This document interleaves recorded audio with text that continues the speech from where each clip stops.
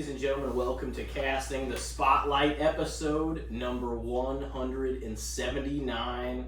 And tonight we have both returning guests, the great Rob Gaither and Randall Johnson. And we got a 4-man cast bestowed upon you. So we'll see what the hell happens, right, Rob? That's right. Right, Rob. Say their names and we appear. Exactly. Drinking some real American beer. Dude. That right. Brother Jack. Well, no beer for me, but yeah, I'm here. Oh, Rob, he's tequila up. He's feeling good. Yeah, Yeah, I was gonna say, what in another life you'd be drinking beer. Oh yeah, definitely. So I guess last time Rob's just had the one solo, and you were on SummerSlam Pod after you came on the first time for 130. Yeah, last time I was here, Cody Rhodes was the undisputed WWE Universal Champion, and now that I'm back, the guy on my shirt is The guy in all three of your shirts. This was not coordinated. That's hilarious. Yeah, no, it was. Now he might be a popular guy, that John. Yeah, Yeah, just a little bit. I'm not even a big John Cena fan. It was just the last time being now. I said, you know what? I'll buy the T-shirt that's themed to St. Louis. I'll go see the show. And I mean, the pop in the building that night was ridiculous, by the way. Yeah, I mean, you were at Backlash, right? Yeah, we were. Yeah, we were all there at Backlash. Actually, Mhm. Bob was there too. Yep. The pop was stupid for Randy and for John. Isn't Randy your boy? No, not so much. If we're talking present day wrestling, Cody Rhodes is my guy. But if we're talking like all time, I'm like Undertaker, Jeff Hardy, and Mick Foley are my top 3. Okay.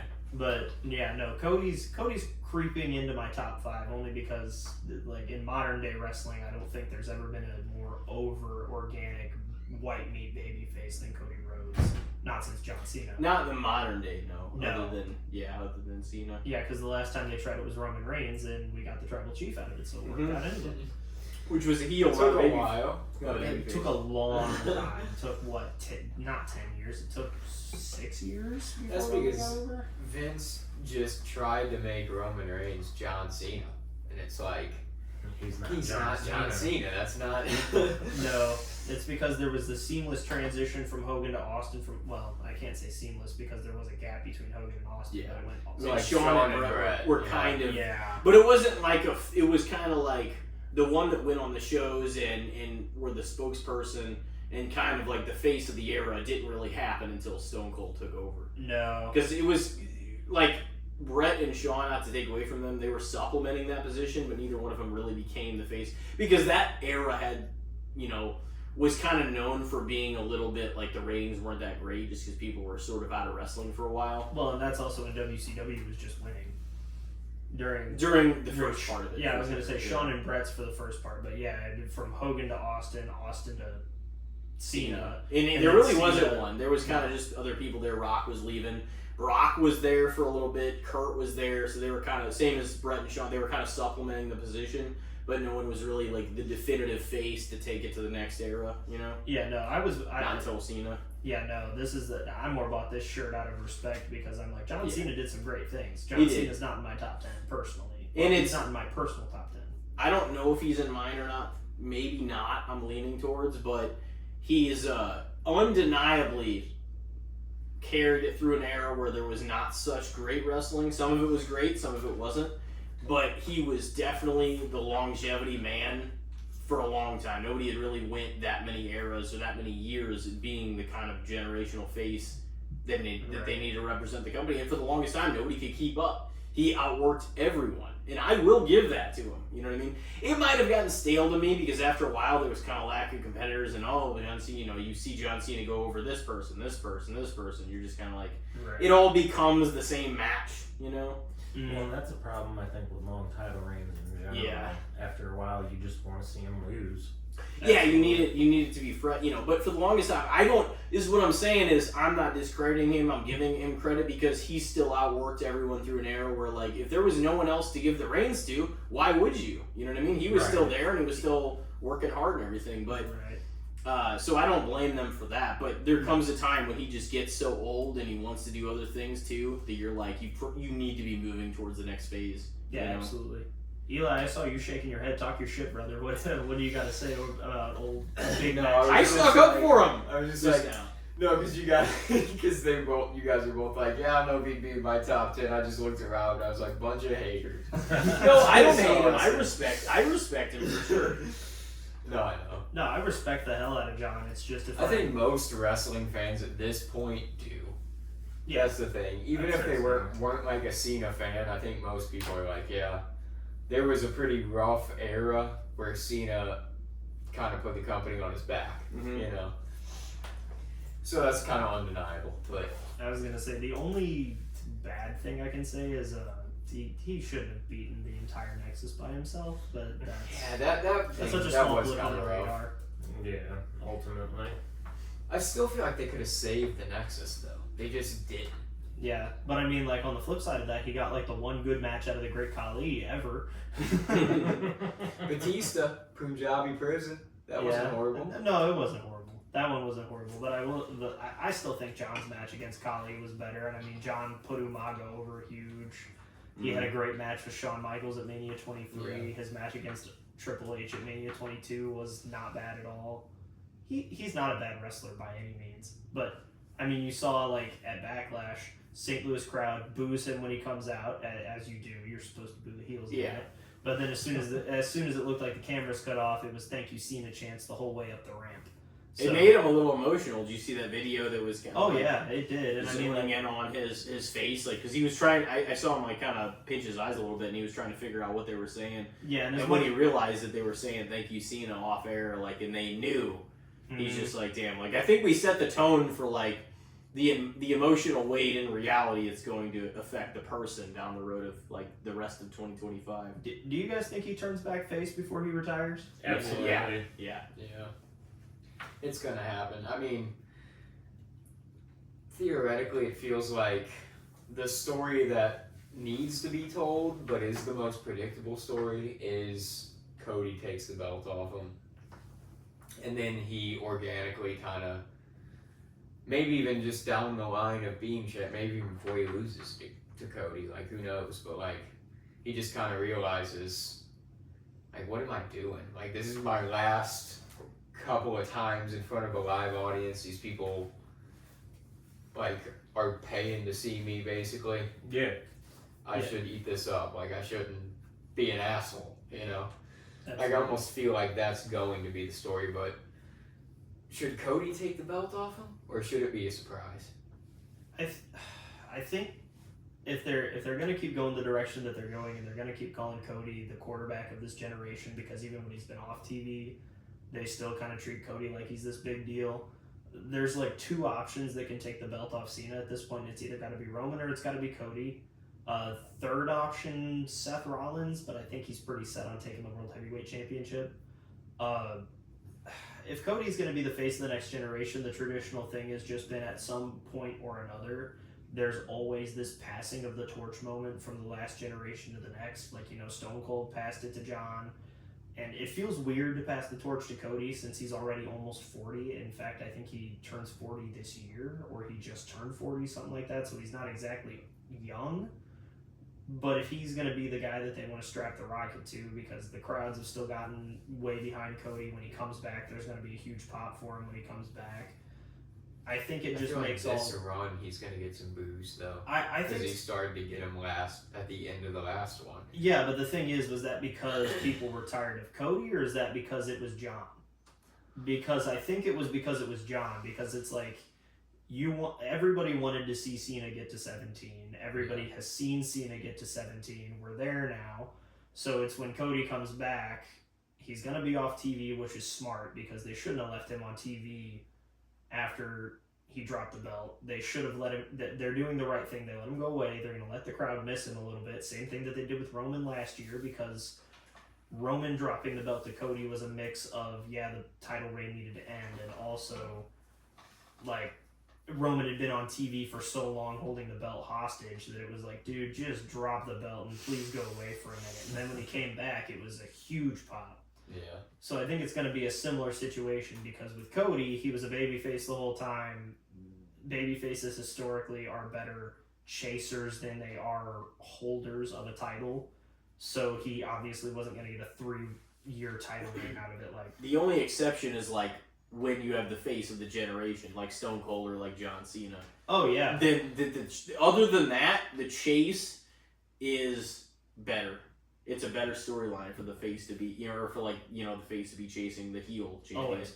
You know what I mean? So other than if it's the guy of a generation, which is only every now and then that you even get that, it's always better for like the heel during the transitional periods or when the face has his struggles. That's the case. I would yeah, say. absolutely. And I think that whole thing was just. I think Cody is going to be the big face of the company for the next like 2 or 3 years, but obviously he's not going to be the guy super long term like Roman has been. Exactly. 'Cause That's what I already. said. He's I'm too like, old already. that's what I said. I'm like, Roman is still this generation's like face, but Cody's the actual face in the heel face, dynamic that is going to kind of take over at this point. But it's still kind of like Roman's era until he leaves, and then they'll be searching for like whoever's going to lead us into the next generation, knocking down. Yeah, it's another. At least it was that bottle. It's another rare situation where it's like you have an Austin Rock where it's a 1A and a 1B. You have Roman and Cody who is a 1A and a 1B. But then in the next generation going forward, I think they probably strap the rocket to like Braun Breaker. It'll be something If they else. figure out how to book Carmelo Hayes could also be one of those top guys. But there's Obafemi down in NXT. I don't know if any of you guys watch NXT at all, but Obafemi is huge down there right now, and everybody's already labeling him as the next big thing. So there's guys in the pipeline. It's just Cody's going to be that guy for the next 2 to 3 years because he came back, finished the story. You can't just take all that momentum and say, all right, you won your belt, bye. And Roman will still be around, but his biggest run will undoubtedly be his long run that he had. But he may even pick up the belt again eventually. But Yeah, but I don't think it'll be for another year or two. yeah, For it'll be Roman. a while. It'll be a while. But he's still here, and while he's here, it'll still kind of be his era until the next person eventually takes over, which won't happen really, truly until closer to 5 years, probably. Yeah, and I mean 3 to Austin, 5. and I mean like Stone Cold for an example, like he was the guy for years, and he never had a reign that I don't think went over a year long. I mean the Attitude Era, they hot potatoed every fucking belt. Yeah. every week. But Well, certainly during 1999, but yet that was still like one of the best eras in wrestling. Like Oh, so yeah. much crazy shit happened. But yeah, they did. But I don't necessarily think that automatically means, and we talked about like this last week, longevity in anything doesn't always mean, oh, this is definitively better. Okay, but was it interesting the whole time?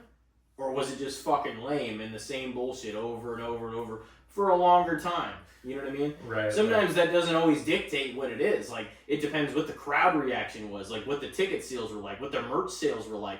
Was it hot? Was it actually liked? Yeah, because or you can beloved? hot potato and it actually be entertaining. Yeah, because then it's like, okay, but doing that, taking the belt off Stone Cold 99, you can also put the belt back on him again and get that Right. crowd pop and get the live sales attendance record and get the, you know what I mean? Because people want to see it. So it's like, it's not always the worst business decision. Some people would argue that it's threatening to the integrity of wrestling and long title reigns and stuff like that, but there's always, a reason. I also don't think everyone that comes along now is worthy of having, oh, well, they're champion. They're going to be holding the belt a year. He's going to be Right. holding the belt 2 years. It's just like that becomes way too predictable and not interesting after a while. Well, we know You what I mean? Cena's gonna drop his by the end of the year, Yeah. and I get guarantee you- why all this is happening with Cena, because it's his last ride. Yeah, I guarantee you, Jay drops the belt in the next few months. well, and then somewhere in the next month we're gonna have somebody that's carrying a Money in the Bank briefcase around Yeah. too. Yep. He might I even guess drop that's it. gonna win that. I thought Dom initially, but now my feelings may have changed because He it's won that's it, not the it's a little bit different. I feel like in ways, so he might not be the number one go-to guy, but he will probably win a Money in the Bank at some point. Probably at some point. The other thing is Dom is very quickly becoming an Eddie Guerrero, where he's so Yeah. good at being bad that the crowd. That's what loves Elijah him. said basically, because Yeah. he can't be like Ray, and he certainly can't be better than Ray at what Ray does. So No, he was has to already, be. like, a whole foot taller He than has Ray. well, no, Right. exactly. He has to be something, and the amount of love Ray's gotten for decades and decades, you can't compete with that. He has to be something completely different. No, but the crowd loves Dominic. I mean, even if you hear the crowd pop They at do. WrestleMania, Well, and they 41, love the to crowd- hate him. Well, yeah, they love to hate him, and the thing is, like that crowd pop that happened at Mania 41 It's like was turned now because Yeah. the crowd now is like starting to cheer him. He does. He Well, has. I respect how good he's He been. has more Eddie than Ray. Yeah. for sure. That's what's crazy. He does, and the other thing, the other part of it, like He's that taking crowd, more from him. yeah, and that crowd pop at Mania 41 was just great, and you know nobody Oh, was yeah. happier than Rey Mysterio that night either. Ray was probably fucking proud fucking dad that Yeah, night. I heard that he was like crying in the back. Or Oh, he something had like to be. That shit was probably great for him. But no, I think Dom's also an option for the next big thing in wrestling. But Yeah. That's true. even further beyond that, as far as like winners for Money in the Bank this year, if Carmelo Hayes qualifies, they got to do something with him. He's too good. Aside from Carmelo Hayes, I mean, your options are you can finally give it to LA Knight and turn LA Knight heel at some point because he's good at being a heel. He ain't winning. The crowd doesn't want. Carmelo Hayes. I don't know either. I mean, like, I would like to see them make a new star out of it, though, instead of just sticking to. And I really, just feel like this isn't the year they're gonna do that. It's probably gonna go to like. Now that they're establishing this thing on Raw with Seth and Braun, I could see one of the two of them winning it. yeah, I To could be see one of honest, them winning. or I don't- Braun winning it and giving it to Seth or some Yeah. shit like that. And I mean, like, I would love to see a newer-ish star win Money in the Bank, and I think the women's Money in the Bank is going to go to somebody that's up. It's probably going to be Roxanne Perez that wins that one. It could be. But for the men's side, Maybe. Who do you think? I don't think it's. I don't gonna think be it's Rhea. gonna be Rhea or It Alexa. should I don't. be I Rhea. don't know. I don't know. It see. shouldn't be Rhea because Probably not gonna be Rhea Rhea. really does not realistically need Money in the Bank. But does it always have to go to somebody that needs it?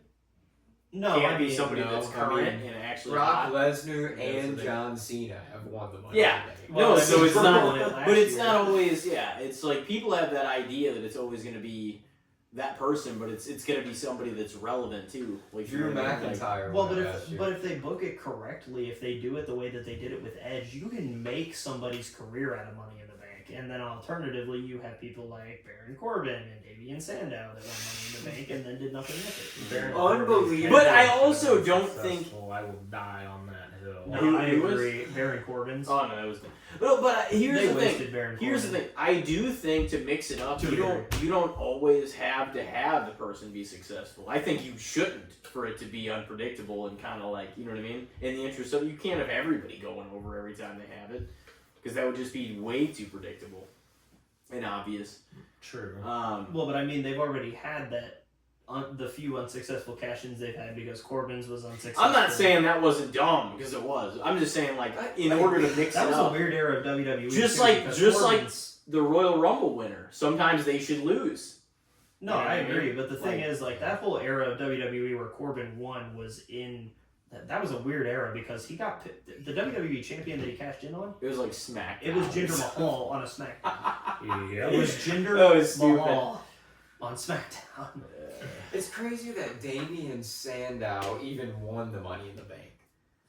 Yeah, and he had the leather. Everybody briefcase doesn't even around remember it, who the too. fuck that is. Yeah, Isn't that crazy that that's even a thing that happened? It is. Fun. Who was he aligned with for a little while? The Cody. Miz too, right? Was it? He was Miz. He was the stunt double for Yeah, the Miz, Miz but then he was out. also Yeah, it was maybe the Miz that I was thinking. he was Rhodes Scholars with Cody Rhodes That's right. at the Yeah. time that he won the briefcase. The Rhodes Jesus. Scholars.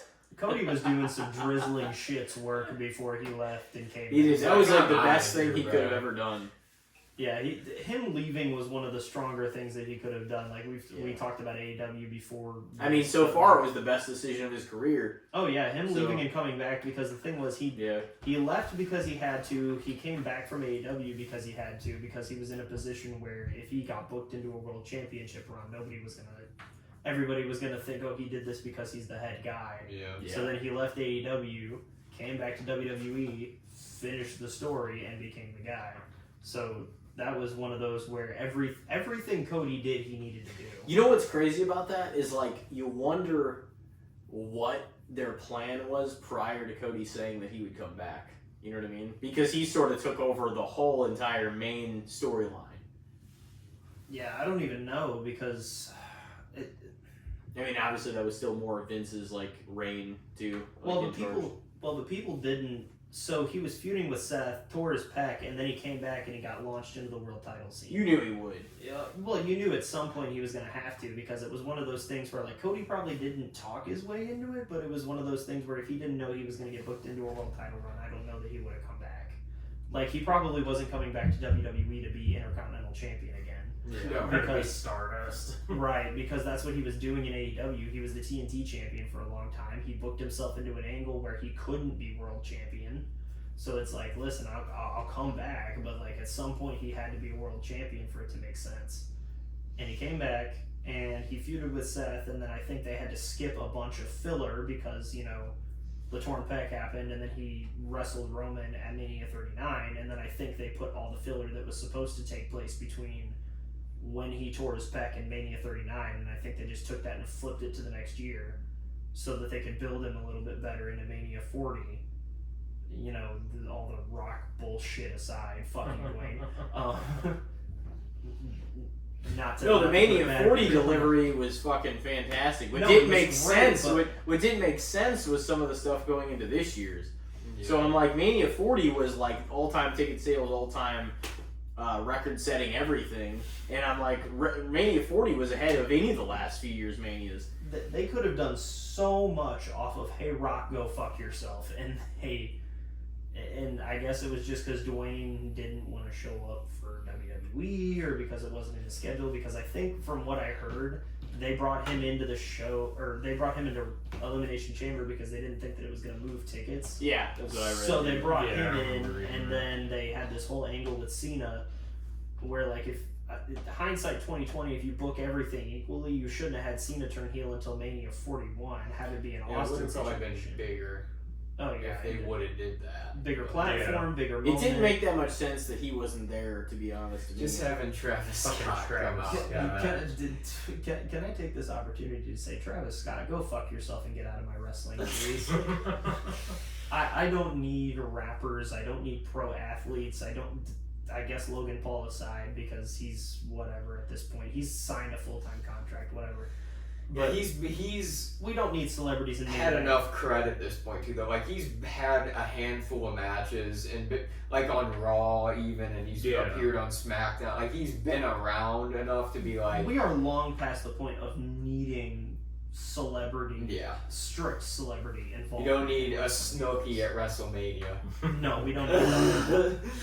What happened to, in case you're living under a rock, WWE is on fire right now. Like, we don't Right. need celebrities. And I mean, like, we're about to have Cardi B host SummerSlam.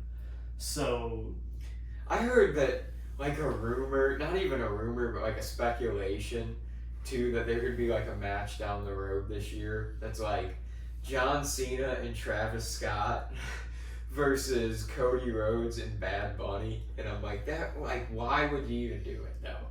You know? I hope not. no, I like Bad Bunny, too. I think he's good. Yeah, that San Juan street fight was amazing. Oh, yeah. But He's at.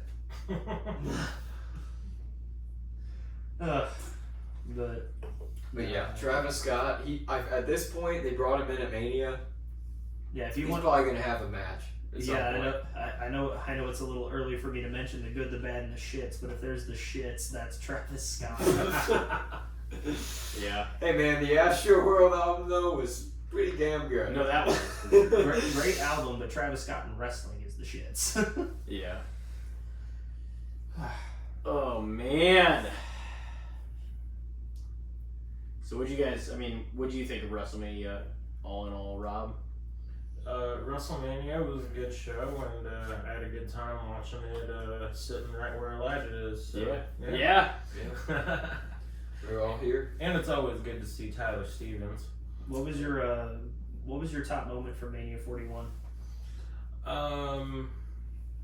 The Fatal 4-Way for the United States, or no, that was Backlash. That was Jesus. Backlash. No, they had a fatal 4-way for the US IC title? the Or IC the title. IC title, 'Cause yeah. that's I think that's what I was thinking of. No, that was a dope match. Yeah, because that was Dom. Yeah, that was Penta, where Dom won. Dom, Penta, Braun, and Finn. Yeah. Yeah. Most of the multi-person matches are the best matches of Mania. I think the two triple threats were my favorite. Oh yeah, and matches of course the Mania. triple threat was The, damn good. But it that was to did be feel expected. like the PLE didn't feel like WrestleMania necessarily delivered the way last year's did, though. You know what I mean? No, but they're not all going to be like that. No, they're like not. And I mean, like, I know Mania is supposed to be your biggest show of the year, but it's hard for all of them to deliver. Now, every 10 years they seem to deliver huge on a big moment. Like Mania 10 was Brett's big moment. Mania 20 we don't talk about. Mania 30 was Daniel Bryan's big Why moment. is that? I know. Eddie Guerrero won a really good match on that card. Yeah. Eddie Guerrero had his big moment, but no. Mania 30, Daniel Bryan won. Mania 40, Cody Rhodes finished the story. This year, I think everybody had some kind of a little bit of an expectation that it might end like Mania 31 did, where, you know, Seth had the heist of the century, and that was a huge ending. I thought it was going to end more like last year's Mania ended. Yeah, I know. In a lot I of mean, ways. I thought it was going to be overbooked, and I mean, yeah, it wasn't overbooked at all. It was just straight up Cody lost with interference. So it almost felt like Travis nonchalant in a way, is how the ending People are felt. kind of pissed too that Cody had the opportunity to, you know, to hit Cena with the belt and he didn't do it. No, I know, especially when you think about back to Royal Rumble, he was the whole build to his match with Kevin Owens in the ladder match was Cody going to have the killer instinct to do what needed to be done to win, and he did. He Alabama slammed Kevin through a ladder and won the WWE Championship waltzing up the ladder.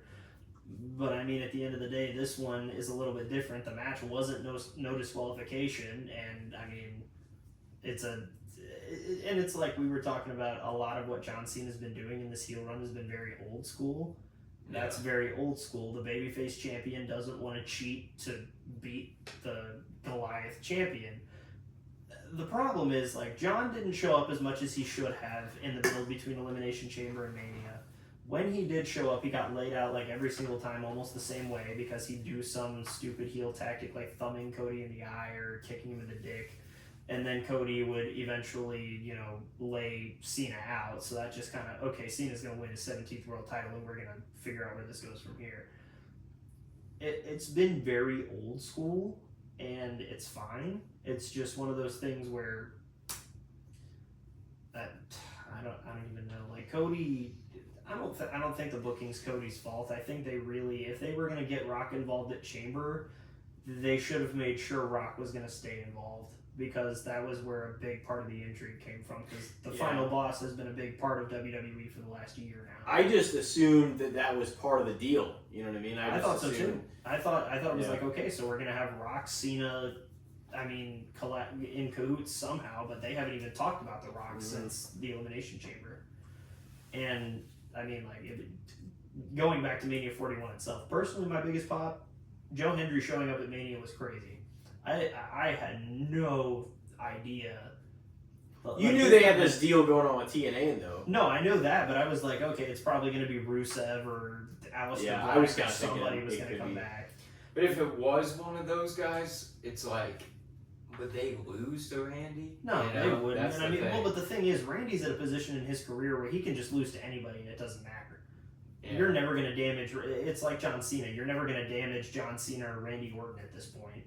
I mean, they're known commodities, and I know that Cena lost so many times that people were wondering, like, if he was going to even beat Cody. But Randy's especially at a point where, like, if Randy got pinned at Mania, who cares? It's still Randy. But it was also a lot of just acknowledgement on Joe Hendry's part of being in a big match at a big stage like that he didn't have to win for people to take notice either. You know what I mean? So you can argue the case, too, for Randy going over people like that. Now, if it was Aleister, Rusev, I don't know. And I really, really hope that Aleister and Rusev have a great career going forward there, now that they kind of have the second chance, because I'm a fan of both of them. Oh yeah. So Yeah, this is also like this is probably, if they don't get their big moment this time, it's probably not happening in WWE for them.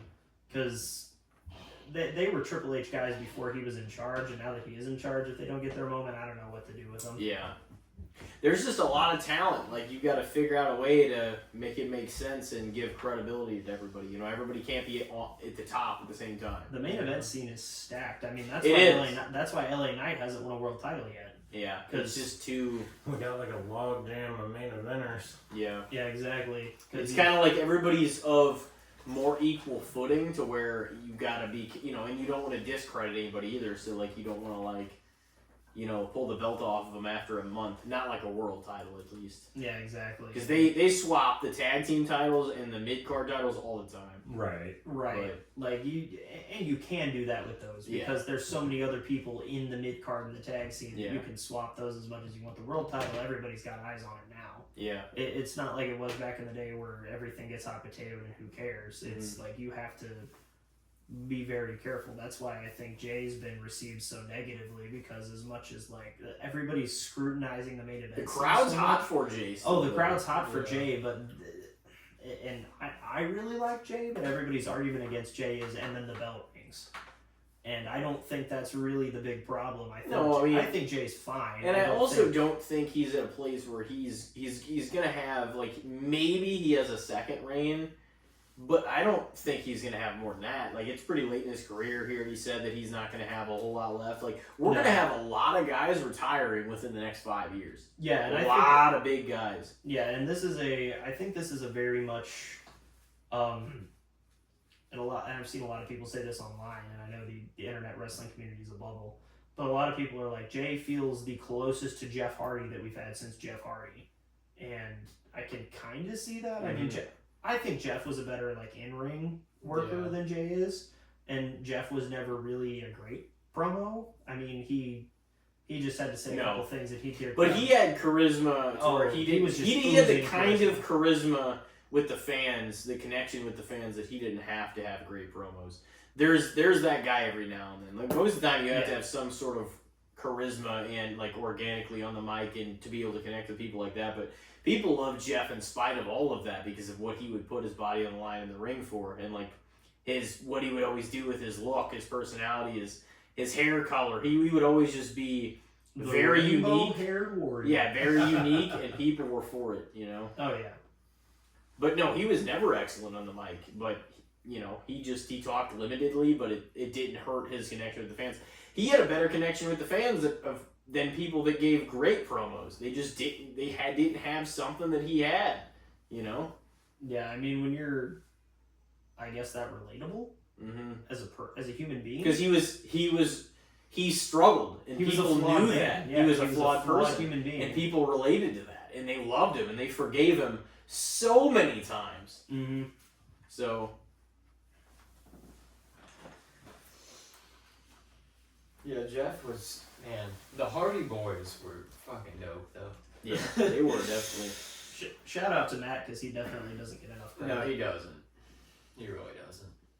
Broken Matt Hardy was good for what it is. Like, oh yeah, I think the Broken Matt Hardy stuff is cool. Love me some Broken Matt Hardy for sure. Who's your favorite all time, Rob? John? John's up there. My all time is kind of rotates, just depending on the day. Who's in the argument, you think? Cena, Undertaker, Stone Cold, probably Ric Flair, even though he's kind of a dick in his old age. In his old age. Some of those guys have just outlived their own good. Definitely. Like so many of those 80s stars like died like prematurely, one would say, like basically like before 65 even, and everybody still kind of thinks the world of them. But like these guys are getting older and like saying crazy shit, and people are like, oh.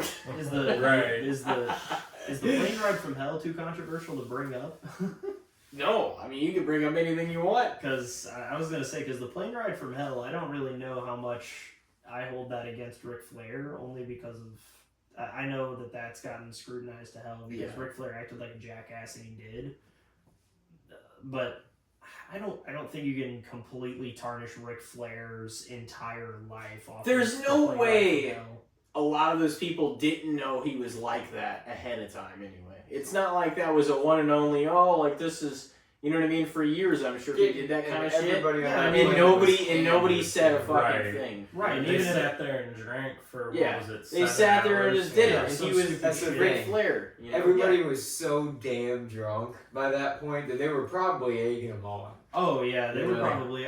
He was definitely not the only person. At It's fault. to act as if that's. I'm not like defending it, but like saying it to act as if that's an outlier and oh my god, that shows that he was this kind of person. Right, but it's, That he was this kind of No, it's person, not or whatever right. else. But Like no, It's more but than it's- anything just a drunk dumbass. No, but Oh, like yeah. that's More than not anything that's else. not like you can say that was the only time. I'm sure he did some wild shit throughout all of the Oh, 80s, yeah. all of the 90s, all yeah. of you know what I mean, and like until that point. So like to act like that's so bad and it's such a crazy thing, like it's like that's not an outlier. Like these guys and some of these people like acted like maniacs all the time. Like that was the nature of the business. And the girls that would be on board with it and that like they would want this, you know, kind of shit. Oh my god, he's fucking famous and he's doing all this shit. Like, you know what I mean? Like to act as if it's a shocker is crazy. Absolutely. Because times were fucking different anyway. So like you don't look at yesteryear through today's lens and judge it. Like Right. you are No. completely wrong and you have no idea what you're talking about because things aren't the way they were. You know what I mean? mm, So it's like it's easy to look at that in anybody, and it's just like it doesn't make you intelligent to be like, oh well, that was this way, or it was degrading, or it was this and that. It's just like you weren't around, you have no fucking idea what the world was like. You have no fucking idea. right. It was different, and people were just they were nonchalant about so much stuff. It's harder Like, who to gives a judge fuck? people. You're gotta not- it judge doesn't people make you- for their era. Yeah, it doesn't make you Right. intelligent to Right. point out that this was wrong. Oh, it was from 20 years ago. You sound like an idiot more than you sound smart because of course it was different than it is right now. You know what I mean? The people that it's like the people that criticize. Oh, John Wayne was a racist. It's like, well, John Wayne was around forever ago. Right. Of course he was. Right. It's Like- like it's 'cause not that it's right. Yeah, you don't. But It doesn't. times have changed. Yeah, it doesn't. Exactly. It doesn't make it right. But there's a lot of things that were socially acceptable 40 Yeah. years ago that Oh yeah. definitely aren't now. And I mean, it's not trying to make an excuse for it. It's just you have to think of what the era. Well, was and like. also these people that are criticizing anyone, it's like, are you a perfect person? You better be. right. You better be if you're criticizing all these other people. You better be fucking flawless and perfect. Yeah, it's like, are you Jesus Christ himself? Because, yeah, if not, I don't- Because your ass ain't perfect. no. So It's- that's what I mean. People are quick to judge, but it's just like it's also whenever you have that level of fame and that amount of notoriety, you're under a microscope. Oh, You know what I yeah. mean? I Whereas criticize- somebody that isn't in the spotlight, people don't have a microscope on your life. They No, don't I see all the things. I You know what criticize mean? Ric Flair more now for not knowing when to retire than I do for that. Yeah, and I wish he had. Everybody does after that match with Shawn. Yeah, You know, because that was perfect. You It you was. don't write it better than No. that. Yeah, why would you? And it made it look like- coming back. it made it look like Shawn, like Ric Flair had a. me. And it made it look Right. like Rick had a perfect send off match, even though Shawn did most of the work. But it still did because it was a great match, Right. even Oh, if yeah. it was 80% Shawn making him look great. You Yeah, know? because I was gonna say because Ric Flair, even though he ruined his own retirement match, because there's a huge difference between like he retired, that was perfect, and then there's people like Terry Funk that just kept working. I don't think Terry Funk ever had like an actual retirement match. he had like And he- 17 of them that he came back Yeah. from. He might have, but It like, was I don't insane. think anybody was taking Terry Funk seriously, and it's a huge difference because he Yeah. got to a point where nobody was taking Terry Funk seriously, and he said, "All right, this is my last match. I'm gonna be done after this one." No, Yeah. no, nobody took that seriously. That was my terrible Terry Funk impersonation. I mean, Cactus, I We think got you it, should start the match on the top of the cell. yeah, it was a good move. It was That's why it's the most remembered Hell in a Cell match of all time. I mean, it really fucked him up, but hey. Well, yeah, I mean, went down let's and not just- act like that was the only reason No. his body is fucked up. There was a million other But I reasons. mean, why. I think there were That 11 didn't chair happen. shots that were the reason why. Oh yeah, no, Yeah. the numerous chair shots, the stuff he was doing in Japan Well, with the Funk CG. years Oh, earlier, that was- the some of that Hell in shit a was Cell crazy. spots that he took with Triple H after that Yeah. Yeah, also no, fucked those- him up. Yeah, but those were at least the WWE planned for those Yeah, to an extent. I mean, that doesn't make the bumps any less harsh, but Yeah. actually it probably does because that first throw off the top of the cell, he went through a regular table that I don't even Mhm. think was gimmicked because they didn't know that they were going to do that, and then he went through the top of the cell, yeah, and they didn't even know that was going to happen. yeah. So it was probably pretty bad, but I don't think anything gets too much worse than that, other than because what I just mentioned and bothered me say it was and that's why I said 11 chair shots. The Rock hitting him while he was handcuffed in that. That was a brutal match. That was brutal. Well, because I think he told The Rock to hit him like a couple of times, and then The Rock just kept teeing off on him. Yeah.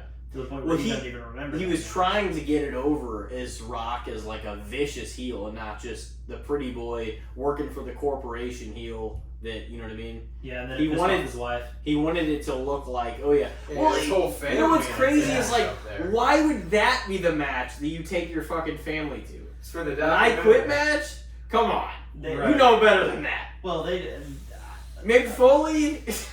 Well, I mean, especially if 5 is already the agreed upon number, that's a stiff number in chair shots. Right, you might as well double that in a match with Mick Foley, especially at that time. Double it and pass it to the next Mick Foley match. Yeah. But no, like everybody that I've ever talked to, if they say like they've never seen wrestling, I think a couple summers ago actually, I was showing Christina's brother Matt. He'd never seen a wrestling match before, and I turned on Hell in a Cell, King of the Ring '98. You show that to him, or you show like TLC 2 or WrestleMania 17. See, no, this was show like one of those. No, so this was matches. a fucked up thing because I already knew going in he didn't do gore very well. So I showed him Hell in a Cell '98, and this whole fucking time, this grown adult in his 20s is sitting there cowering in the corner, biting his own hand because he's watching Mick Foley with a tooth coming out of his nose and tacks all over his body, and it's a shoot basically. So and I'm explaining to him what's happening. I'm like, okay, so here he's got a separated shoulder, his jaw's broken here, he's got a tooth coming through his nose, he has no fucking idea where he is. And I'm explaining all this to a guy that doesn't do gore very well, and he's staring at it happen. And I'm like, yeah. You watch this shit. Because this was more of a, I think this is funny than a, I need to get you into wrestling type thing. But there are a lot of people that would get into wrestling on that, or TLC it. Maybe. Those are good matches to show somebody to like be like, oh my god, like the amount of stuff that it takes that you go through in a match, you know, to make it, to kind of like legitimize it, even though it's a shoot choreographed. Yeah. So, yeah, I think those are good examples. I mean, everybody's seen the Hell in a Cell so many times, you know. Yeah, I've watched that match. That's one of the most legendary matches of all time, though. Yeah, I have that match on a DVD somewhere, and I've seen that match a million other times on the network or YouTube or whatever. Because that's one of those matches that you could go on any platform and find it. It's Mick Foley for a while like hated that match too, because he just felt like that everybody talked about it and he could never overcome it. Yeah, I saw in an interview with him years ago that he would do his, because he's been doing like not stand-up comedy, but he's been doing tours, motivational speaking for years. And he was saying, like, at the end of all of my shows, I'll always ask, okay, does anybody have any questions? And then he'd watch everybody put their hands up, and then he'd say, who has questions not about the Hell in a Cell match at King of the Ring '98? And he'd say about 90% of the hands in the room went down, which I always thought was funny. It's been one of those situations. See, like that reminds me of the exact, and I knew that he said that like whenever you're saying that. That's how Alec Guinness was about Star Wars, because he's just like, that's the only thing people know me for, like the original Obi-Wan Kenobi and stuff. And then you come to a point where like, being that remembered for anything, at least of, you know, not something bad, like something that was like significant to people, isn't that bad, because at least even if it's something that you weren't like, this is not what I was trying to make my whole career about, at least if they remember you and it's kind of like, you know, you're always going to be remembered for that thing, that's better than being something, you know, being remembered for something, you know, or a bunch of, you know, mediocre or mid projects that you're like, people kind of remember all this stuff and remember me for all these things. If you remember day in and day out universally for something, that's better than being remembered for everything else of just being, just another guy, you know what I mean? Yeah. Like Punk's pipe bomb the same way. Mm-hmm. He's like, I resented it at first, but now he's like, I've kind of embraced it because he knows even if that's like maybe his biggest moment of all time that people know him for, that still impacted the entire industry. Well, yeah. So it's just like, that's the same as the Alec Guinness thing. That's the same as the Mick Foley, like, Hell in a Cell match. you know? Yeah, and I mean, that's kind of what drives me crazy. Well, I guess I can't say drives me crazy, but that's what I don't understand about Harrison Ford. Because he has gotten to the point where he resents Han Solo so much that he just doesn't want to talk to anybody about Star Wars anymore. And I'm like, dude, you're known for like 2 roles. Like, no offense. I mean, I think he was also in Blade Runner. And The Fugitive is another big one. Too. Yeah, The Fugitive. He's got a good amount of other stuff, but by and large, his most remembered characters will always be Han Solo and Indiana Jones. And everybody's and he gets upset. Anybody comes up to him and asks him about Star Wars. I'm like, dude, just embrace it. Like, you were a janitor on set, and George Lucas was like, hey, can you read these lines? And then he became like a huge actor off of that. But being remembered forever for something that was iconic is better than just being like somebody being like, well, he was in all these roles. He was in all these roles, and you just kind of forget about him. You could be Sean but Bean, like, all you're remembered for is dying. Or like Punk even with the pipe bomb. It's like people are not gonna forget that. So it's just like, even if that might be the most viewed moment of his career, it's still better than everything else being mid, and then you just kind of back your mind at the end of the day. You know what I mean? Mm-hmm. So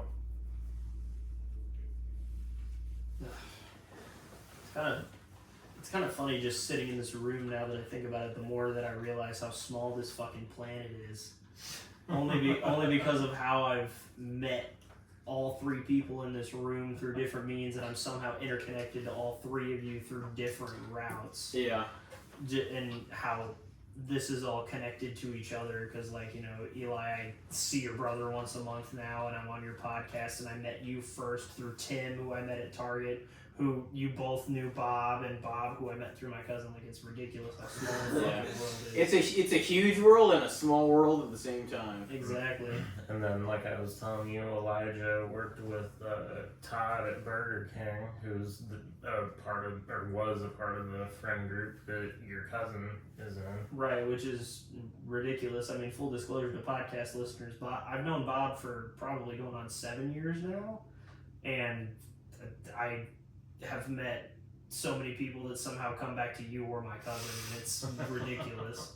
Like, it's no wonder that we had the quote unquote Church of Gaither for years. Man, Rob knows everybody. Yeah, Bob does know everybody. Yeah, I was gonna say, didn't you guys run an indie show and that's how you met Bob, or something like that? Or you guys did backyard wrestling? Yeah. He would come to the shows in the backyard, right? Yeah. Oh yeah, I went to a few of those. You take any bumps, Bob? No. No. Yeah, we smacked him over the head with a chair. I think he's taking a chair shot or 2. No, that's our buddy Justin. He lets me hit him in the head with a chair. Suddenly that explains a lot about Justin. No, he was like that before I started doing that. No, I was gonna say, I'm trying to remember what there was a day a couple years ago that I was out in the backyard with Bob, my cousin, and their buddy TJ. And I don't remember what was going on, but I had a hold of a giant steel pipe, and I think I was just trying to get... Bob was drunk at the time. Drunk as fuck. Drunk as fuck, and I'm trying to get him to back up off of me for some reason, and I jabbed this steel pipe right into his toe. He didn't make any effort to dodge it at all. I broke the shit out of his toe. It was like, I think it was purple the next day or something. It was ridiculous. But then I'm sitting at a table. It was ridiculous. You did it. Well, yeah, it was ridiculous. I mean, I think I drank a bunch of mead that day too. Nobody was sober that day. And I'm sitting at a picnic table later that night, and we're all just chatting it up. And Bob's sitting behind me, and all of a sudden, bam! He just fucking cracks me in the back, and then goes, "I'm so sorry. Are you okay?" I'm like, what the fuck did you? It was like a drunken impulse. Yeah, it was like, We gave him a receipt. Yeah, he gave me the receipt. Like I was like, what the fuck was this for? He didn't forget that shit. So you broke my fucking toe, man. I tell you, son of a bitch. No. And he's so drunk he probably doesn't even feel it, but he punched me in the back, and he's like, "I'm so sorry." I'm like, what the fuck did you punch me for? No, it was all this to say, small ass world. You Really started is, through though. your connection with Tyler Stevens in high school is probably part of the reason you started coming to the shows, I'm sure, right? Oh yeah. Yeah. Yeah, Tyler's the first one he met out of like our group, for sure. I mean, unless you count your brother Corey, because I had a gym class with him. It would have been my junior year. Yeah. Where were you guys at high school at? Hillsborough. Because you were 2012, right? Yeah. Okay. Eli, were you Hillsborough also? Yeah. Gotcha. And I graduated in 2013 or 2014. He graduated in 2015. So you were 2012. Yeah, so we had a couple of years of high school together. I don't really remember talking. Shout out to high Fox school. High School. Fox High School. Yeah, that was me. We beat the hell out of them in some of the sports. Oh yeah, you did. But no, I was about to say, Eli, were you out there doing topes in the backyard wrestling? Is that what you were doing? No, I mean, people said Somersault that plancha? they liked to wrestle me though because they could do more moves. You know what I mean? Yeah. Like it was easier to work moves with me because I was light. Yeah, I mean, it's easier to do a body slam on a lighter person, I would Yeah. imagine, or just about anything, really. Yeah. Like, you can manipulate somebody a little bit if you can move their weight around. By what are you chuckling up about? You remember that time in, it would have been your Aunt Pam's kitchen where I had been drinking most of the day and all of a sudden I picked you up, put you on my shoulders like John Cena and you were like, what the fuck? Yeah, I remember that. The big thing I remember was when I put TJ in a sleeper hold and he tossed me over his fucking shoulder faster than I could make heads or tails of where I was even at. Yeah, you guys are built more like brick shit houses than I give you guys credit for. Yeah, well, we play a little rough sometimes. See, I always see Rob's just chill, laid back, and then you and Tyler and people have these stories where he just roughed you guys up. No, you ever heard about the Superman punch that he gave somebody where he made him blind for a second? No. Bob, you'd probably tell this story better than I would because it was TJ you blinded, right? Yeah, it was TJ attempting to. Well, TJ defended Brian was what it was. So back before it was poison, as I say, before I was allergic to gluten, our buddy Brian, of course, had been drinking all day. That's pretty much what I used to do back when I did drink. Every day I had off, it was just like, all right, well, wake up. All right, it's noon. Okay, time to start drinking. And Brian, he comes around the corner. We're having this little get together at this guy Ben's house, and that's a whole other story that I'm not telling on the podcast. But anyway, Brian stuffs a White Castle burger into my mouth, and in my drunk, dumbass brain, because the whole burger goes in my mouth, and I kind of choked on it a little bit, and so in my mind, I'm like, he just tried to fucking kill me. He's a dead man, and so I'm chasing him around the house. I corner him in the kitchen, and I'm like, Superman punch. This is gonna be funny as fuck. I jump up, Roman Reigns style, and as I go to swing, our buddy TJ suddenly just catches me, and I connect with his forehead. And according to him, he can't see. He just knows that he's holding on to me, and he's like, Bob, stop it. But I try not to be so violent anymore. So See, I feel like the alcohol had an effect on that. it might have. Just a little bit. No, I was gonna say that's better than me. The first time that I was probably drunk with a bunch of buddies right after I graduated high school, I locked myself in my parents' bedroom at my house, and all of a sudden I'm laying there in the bedroom and I see flashlights come through the back window. I hit the fucking floor thinking that the cops are at my house looking for me. And all of a sudden I get a call from one of my buddies, Connor, that was there at my house. And I answer the phone and I'm like, dude, you gotta fucking get out of here. The cops are here. And he just goes, no, dude, that's us in your backyard. We're looking for you. And I go, oh shit, come to the back door. And I unlock the door and let him in. And I'm like, hi, buddy. Alcohol's a hell of an experience thing. Nowadays, I'd just rather smoke weed, honestly. Except for, like, the occasional shot like we did. Oh yeah. Yeah.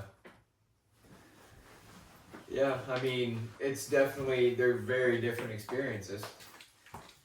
Oh yeah. Alcohol, though, definitely can lead to more stories, but Yeah. Well, you're more prone, like, not always, and sometimes there's a mixture, but you're more prone to take it easy chill, relax, maybe put on some wrestling, some movies, a show, whatever.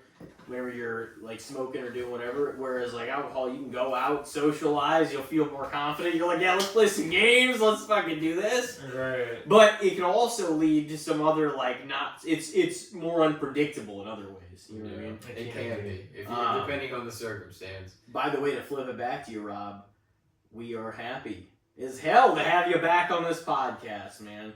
It's been some time since your solo episode, but yeah, I think we're on. Oh yeah, no, we were looking forward to it. I know we even talked about at the time like having you and Randall on. And I'm like, that's just interesting because like we're all interconnected through other means even than we thought. Right. And it just makes for an ironic thing. But I even told Elijah, I'm like, it's just funny because like they're so far in 2025. Like I actually looked through and there's been less than I thought, but we've had like several opportunities to have 4-person podcasts that just make sense, you know, to have. And so it's kind of come around to being like, oh, this has kind of been the year of like having some really good 4-person connection pods where like through some means or another, like it just kind of feels right to like get a group of people together and going. Because like you and Randall as a group like work on the pod, and like I feel like when we do more than 3 people and just have one guest, it's got to be like the right fit, and then it works really well. You know what I mean? So obviously, I was curious for that because I'm like, just hearing about your guys' connection, like having you both on was something I was kind of like looking forward to doing at some point after your first time. And Randall's of course been on Wrestling Pod and his solo too. Yeah, I was gonna say it's funny how the story that we met was just an interesting one, just because my cousin tells me one day, and this was back when like I was fresh out of high school, didn't really have too many friends. I don't know, sir. You were still in high school when we met. Was I still in high school? Oh yeah, you're right. Because there's a story that I promised our friends I'd tell about the origins of Get Off Your Damn Phone, but go ahead and continue. No, so there's a funny, I was going to say, not even the fact that you paid a YouTuber to fucking tell me to get off my damn phone via Cameo, and Cameo was in its infancy. But no, the first day that I met Bob, my cousin texted me, he's like, hey, we're going to hang out with my buddy Bob. He's kind of like the guard dog of our friend group, so if you pass the test and you meet him and he likes you, then you can hang out with us more regularly. And I was like, oh, okay. Whatever.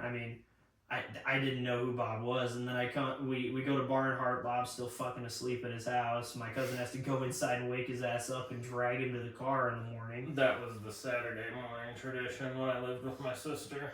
Yeah, so then we go out into the woods, and Bob goes, hold on, let's stop at the gas. I need to get some beer. Gets a whole 12-pack of Budweiser, and I knew what I had been around my parents when they drank, but I was never around for anybody like Bob, who at the time, again, before beer was poison, put a whole fucking 12-pack of Budweiser away in the woods one day while we were playing baseball. In the woods. You're sitting there drinking. Just sounds like he's Sasquatch or something. Deep in the woods. Dude, it fucking Just was. me and my 12 packs in the woods drinking beer. Yeah, we're just walking around the woods drinking beer. I think we played a little baseball that day, something like that. Yep. Yeah, it was fucking ridiculous. He just puts away this whole 12-pack in a day. I'm like, shit, he put this whole thing away? But yeah, that was my first exposure to Bob, and then ever since then, I hang out with you, and you live with my cousin, so I see you guys regularly. We play cards, talk football, fuck the Patriots. Oh man, shots fired. People always firing shots at my team because they don't have 6 rings. Yeah, no, I've got 2, both in my lifetime, I can say. One of which I barely remember. The other one I was in tears when it happened because I didn't think it was ever going to happen again. And fuck, there are Browns fans that there were Browns fans that were born and died and never saw one. So yep. I don't take that for granted. Well, at this point, there's probably Cowboys fans that have been. They're like, yeah, Eli. Talking about It his happened, teams. dude. Yeah, Eli. Probably Cowboys on fans that purpose. haven't tasted a bit of success. They Oh. haven't. Hold on, I'll throw a shout out to a random shout out to Tony Romo. He should have gotten one. Tony Romo's a class act. But He was a dog. Class He was a act. dog, too. Class act don't get you a fucking Super Bowl ring though. No, that's He was a dog on the field, though. He really was. That dude He went. beat the. He was an 49ers undrafted- with a punctured lung. So is Kurt Warner. Yeah. Well. yeah, except the one Tony Romo highlight that lives in my fucking head rent free. I don't know if y'all would recognize the quote, but Robo can't get the spot down, and he was the holder for field goals. Yeah. I think he's a pretty intelligent commentator, though. Honestly, some people. I love him. Randall. Some people hate him, and I'm just like, no, he understands what he's talking about. I think that's more people that have a personal bias against him because maybe they hate him or the Cowboys or something. Well, and because I don't like the Cowboys, but he's definitely a good commentator. Oh yeah, and I mean, I think some people get pissed off because of just how well he knows the game. Sometimes he accidentally does, and it's just because of how well he knows football, he'll spoil what's going to happen next. Scripted, and that's why they're incentive to say scripted and shit like that. No, it's just how well he knows it. I don't think it's based on this defense and this offense, this is what's going to happen. And if it was scripted, I promise you the press wouldn't want the New York teams to be as bad as they are. Right. No, East Coast bias is still very real, I think. Yeah. Well, I mean, just the big cities. You would want the big even if it was scripted, you would want the big markets to have a lot of success. Oh yeah. New York, LA. Yeah, and exactly. I think Chicago, they've been piss poor as fuck. Well, I think it's when they won in '85, and Right. that's it. And they've been celebrating it ever since then because, they've won nothing since then except the Cubs World Series and I guess the White Sox won one. Yeah, I mean, I think Caleb Williams could be okay. I don't think he's had a lot of success though. I don't think Caleb Williams is going to be this all-pro, all-world. No, he's not going to be as good talking about, in the but NFL. I think he's okay. As he I don't was in think he's college. terrible. No. I don't think he's the worst starter in the NFL by any means. No. But I mean, I was going to say. I think the people on the New York Jets that think Justin Fields is their future are fucking delusional. If Daniel Jones could stay employed for as long as he did, Caleb Williams will be a starter for Chicago for a little That's the while. thing. The first year of Daniel Jones, it felt like, oh, there was something here. It kind of was the Mac Jones situation. It was the first year, it was this might be the guy, and then after that, it's what the fuck happened here? How was there a fall off like this? I mean, that's how I felt with Jared Goff until his last season in LA. I was like, Jared Goff could win us a Super Bowl, and then the last he's season good. Goff's better than people give him Goff credit is for. good. Goff is He's good, really good if last he. year. So here's the thing. Goff is good if his offensive line keeps him upright. Because he's a pocket passer. He is a pocket really passer. is, He cannot play with pressure in his face, and I think that's where the Rams were correct because as much as they gave up a lot of time because Stafford's way older. I just hit the shit out of my mic. You're good. But as much as Goff can't play with pressure in his face, I know that Stafford's way older. Stafford can still throw a laser even if you've got the whole defense in his face. And that's the only time where I think the Rams made the right call. Plus, I mean, they won a Super Bowl, so it's really hard to argue with it. But First year, yeah, year one, they took that. I mean, they loaded up that team to make sure that they would win. Yeah, and I'm certifiable Rams fan. Fuck them picks, but they got one. They got one. They got one. They rented Von Miller for half a season. Yeah. They got Jalen Ramsey. They had basically everybody they needed to win a Super Bowl. If they had lost the Super Bowl, they would have looked like fucking idiots. But they went and won one, so it worked. And I think that's where. I think that's where they did everything correctly. Now, every year since then, it's been a little bit up and down. I mean, last year they were probably the closest team to beating. They do have some promise this season, though. This is probably their most promising year since then. Devontae and Puka. Well, Stafford, he's at least got another year or two of potential greatness. So it breaks my heart because you know what I was debating on? I was debating between the John Cena shirt and my Cooper Kupp jersey.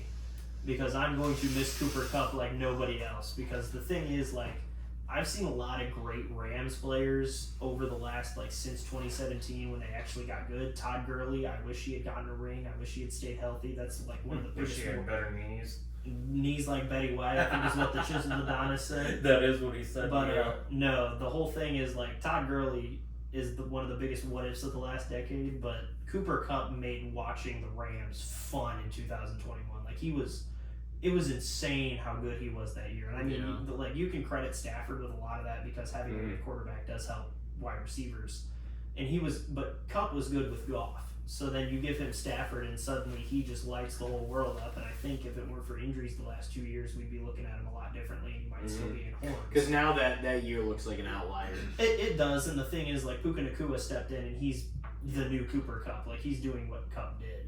Yeah, and he's definitely the future. Oh yeah, I think for sure. Like, I think Puka is the real deal. As long as he stays healthy, because he got hurt last year too. But I think he's the real deal. I think Devontae should take enough pressure off Puka, because I think realistically, Puka's probably their number one. Devontae is probably a very strong number two, and he's only number two because of the age difference. Realistically, and he's at least got 1 or 2 more great years left. Oh, for sure. And I think a lot of what's held him back the last couple of years is the Raiders weren't very good, and I mean the Jets weren't good either. No. So he wasn't going to do much of anything. But I think the Rams should make noise, but I don't see them winning a Super Bowl next year. I definitely see them finishing first in their division. They could, but the 49ers got a cakewalk of a schedule because they... I know, which pisses me off. Why would the Niners get the fucking easy schedule? Fuck the Niners. Because of the stupid fucking way that they write the schedule. It's so stupid. No! If you finish last, you get the last place teams in the other divisions. It's the way that they've always written the schedule, because they do. You get one division from the opposite conference, you get your division twice. Yeah. And then I think you get... That division's going to be pretty good, though, I think. The West? It could be, yeah. The Cardinals have done a little bit of work to their team. The Seahawks. The Cardinals, though, dude, they'll be just as good as the Cardinals always are. Kyler Murray is not the answer. Well, I mean, I don't think Brock Purdy is the answer to win a fucking Super Bowl.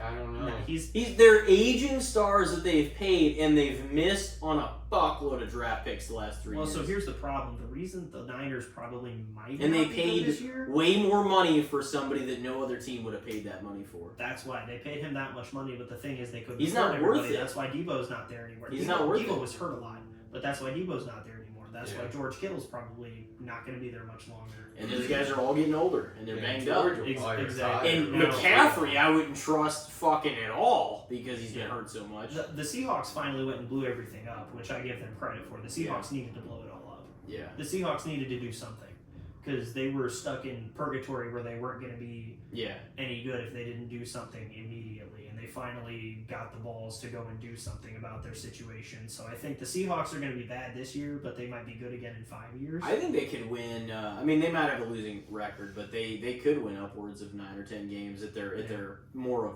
like their peak, I would say. If they play pretty well, they could definitely have a winning record. I think their best case scenario is wild card exit. Probably. Their best case scenario is wild card and get out. Probably. Their worst case scenario is making it top 10 pick. Yeah. Bob, how many years do you think it's going to be before the Pats pass Josh Allen? Because obviously that, like, I don't want to say that the Dolphins are bad, but obviously I think the Bills are the bigger hurdle. Right. The Patriots may take the biggest... just aren't at all even on the radar. The Patriots may take the biggest step up from the prior year of anybody, honestly.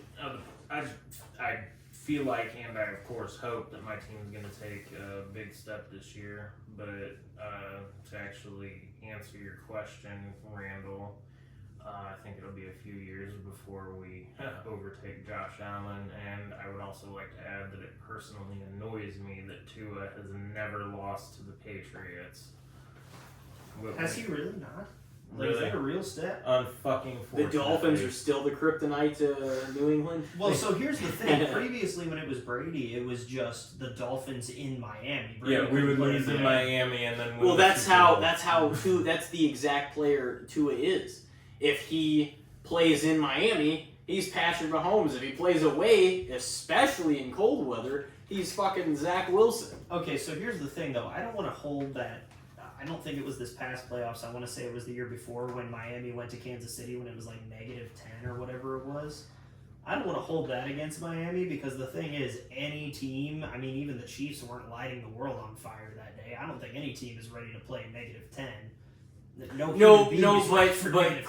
But cold weather teams are more prone to play better in any weather than warm weather teams are to play in any weather. Yeah, I guess that's true. That's even like considering draft picks, like the Bills. That's why they picked Josh Allen, because he was coming from Wyoming. If you can play well in Green Bay and Buffalo, you can probably play well anywhere. Yeah, if you can play well, Definitely. if you can play well in conditions that aren't ideal, you can play great in conditions that are much more than the opposite. Like Tom Brady beating the dog shit out of the Titans in the snow game. Yeah. Oh shit! You know, Bob, were you watching football back when the Tuck rule game happened? You were probably young though. Let's see, that was 02? No, 02, 03. The beginning of 03. 01, 02 season. Yeah, you're right, 01, because that was when the Pats won the first one, wasn't it? Yeah, so I would have just turned 8. So, So I was kind of watching, but not really aware of everything going on. No, yeah. I mean, was it cold weather in the NFL? I mean, I remember when I was playing football, and granted, we're talking Pee Wee high school football, cold weather games ruled. That shit was great. But, I mean, I think everybody kind of thrived for wanted cold weather, especially snow games, because those things, when you're playing in them, like as a player, those are the most physical games you're going to play. Like, that is when you're probably going to run the football down each other's throats, and it is whoever beats the shit out of the other team is going to win. Mm-hmm. So, as a player, those are fun games, but then when you're, also, it's like, okay, you're a quarterback, you got to perform, you got to throw the ball. Throwing it -10 when you can't even feel your fingertips is probably a bitch. And, I mean, Tua, his entire life, grew up in Hawaii, played college ball in Alabama, went to Miami, plays in really cushy conditions 90% of the year. I can see how that would hold him back. But I mean, I don't think the Pats are as far off as you think, and the only reason I say that is because Buffalo's put themselves in a position with money where it's like it's Josh Allen and then who else? I mean, they got pretty good odds to have if you look at their schedule, it's pretty weak. Yeah, they have a chance to win 13 games. Well, yeah, but I mean, a lot of their schedule being weak does have to do with the fact that they play the Jets twice. The Dolphins. Well, yeah, but you play this. You're of course going to play your division twice. Yeah, you're going to play your division twice, but I mean, like the East outside of like the Patriots are going to be, to their credit, the Patriots I don't think are going to be world beaters, but I think they're going to be annoying to everybody this year. I think they're going to be that team that just doesn't want to die. And then, I mean, you've got, especially with Vrabel as the coach, they're not going to. They're going to take a step up. They might. Best case scenario, they might double the win total. I think Vrabel is almost close to Dan Campbell in terms of a head coach, but because I think Vrabel gets it. I think real tough guy, like alpha. Yeah, I think a lot of those personality in the locker room. I think a lot of the ex-players turned coaches just get it, and they know how to motivate players to do what they got to do. Yeah, and he fits obviously right in with that culture to where like they can kind of be a new team of the same fabric of what the old team was. You know what I mean? And I mean, like, I think Bob Kraft. I mean, I don't know Robert Kraft personally, obviously, but I think I think he drives. You were at that damn massage parlor, weren't you? Hell no. I don't know. I mean, you probably deal with the most insufferable owner out of all of us as fans, because I don't actually know. Robert Kraft is one of the better owners. He's not one of the worst owners. He might be the best. No. I mean, in terms of personality as a human being, not in as far as owners go. Rob Kraft's great. Oh yeah. Because the thing is, like, I don't know who your favorite team is, Tim, but like between Green Bay, Green Bay, the people's team. Yeah. Literally. But I know because Eli, you're Cowboys first and foremost, right? Because I think you have like a secondary team. Yeah, like them and the Browns. That's fair because Cleveland deserves something. God damn it, right? But as far as that goes, like, because you've got fucking Jerry Jones over there. You got Bob Kraft. I got name redacted because in St. Louis you can't say his name. I hate Stan Kroenke for the record, just because as an LA Rams fan, I love what the team does. As a St. Louisan, that guy can kick rocks. Because the Bidwells too, because that's another reason that I started hating the Cardinals more over the last couple of years, because the Bidwells also did the city of St. Louis pretty dirty.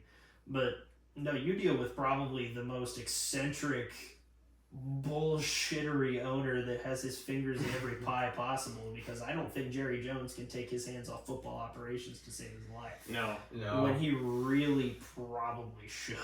No, he definitely should. It's kind of like Vince McMahon in the last years. He would have drafted. He would have drafted Manziel if he had his way. That's the crazy part. But that's the thing is, well, like the Browns have drafted. made some questionable decisions, like with the whole Deshaun thing, with the Johnny that was a Manziel thing, horrible with the move. recent draft and what just happened. It's just like, That could still work. Who knows? well, I mean, it's just, And it's Quinshon just. Judkins, But either okay, Mason Graham, those are but bad drafting picks. him 5th round, that's where people usually draft a backup, not a main quarterback. Well, here's the deal. So you're sending that message by drafting him that way. Not just the Browns though. Everybody else passed on him multiple times You're too. gonna make Right. it competitive, man. Well, and I mean, and Yeah, Dylan you Gabriel's get already rid of getting one more team. first-team reps than But they've Shador made is. some decisions as an organization, and so have the Jets do some questionable fucking decisions. They just are kind of like, you know, you just kind of raise an eyebrow at, and you're like, what the fuck are they doing? You know. But there's a few organizations that make those decisions. You know what I mean? Yeah, Especially the Jets and the Browns. You cannot tell me that Dion wasn't fucking pissed off when his kid got drafted by Cleveland. Either, At least he because got that's- drafted. Especially Everybody that else late. Yeah. passed on him. At least the Browns drafted him. Yeah, but the thing is, for as much as people want to say Shador has an ego problem, you cannot tell me that Dion's ego dwarfs his son's probably. Okay, but don't look past one really important fact.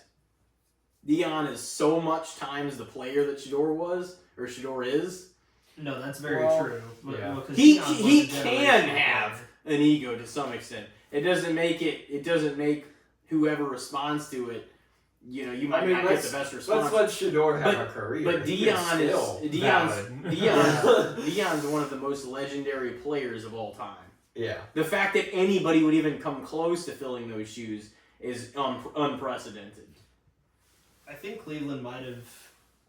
The more I think about it, the more I'm like, I wonder if Cleveland. I mean, if you can't put butts in the seats with who's playing on the field, draft a big name and see how much merch and tickets it sells. I mean, They have a shot for it to work, and it's probably.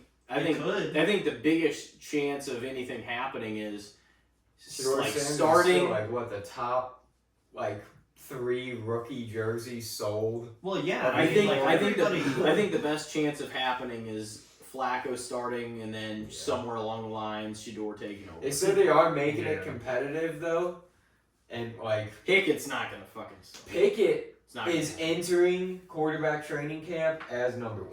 Yeah, but he's not gonna be the starter. Well, That's now. That's 3.5 months away. Well, so what they have it labeled as right now, and I just saw this the other day on CBS or wherever it was for NFL. So, first team reps are being split between Pickett and Dylan Gabriel. Second team reps are being split between Shador Sanders and Flacco. Yeah. So that's going to be where the reps get split for the most part. And honestly, they'll probably turn to Dylan Gabriel sooner rather than later. Because Kenny Pickett's not winning you a ton of games, but I don't think the Browns are really... if Deshaun's going to be out for an extended period of time, which, by the way, I think once they can get out of that contract, they're getting the fuck out of that contract. Yeah.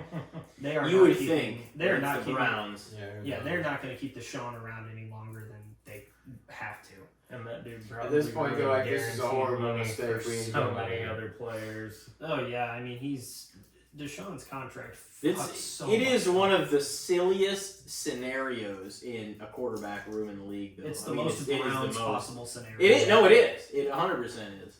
Because it's just like, how can you imagine that there's 5 quarterbacks in your locker room and all of them are like, in It's some like way or shared- another? I shared that post the other day. It was the Office intro, but it was the Browns quarterback office. And it was just all of them.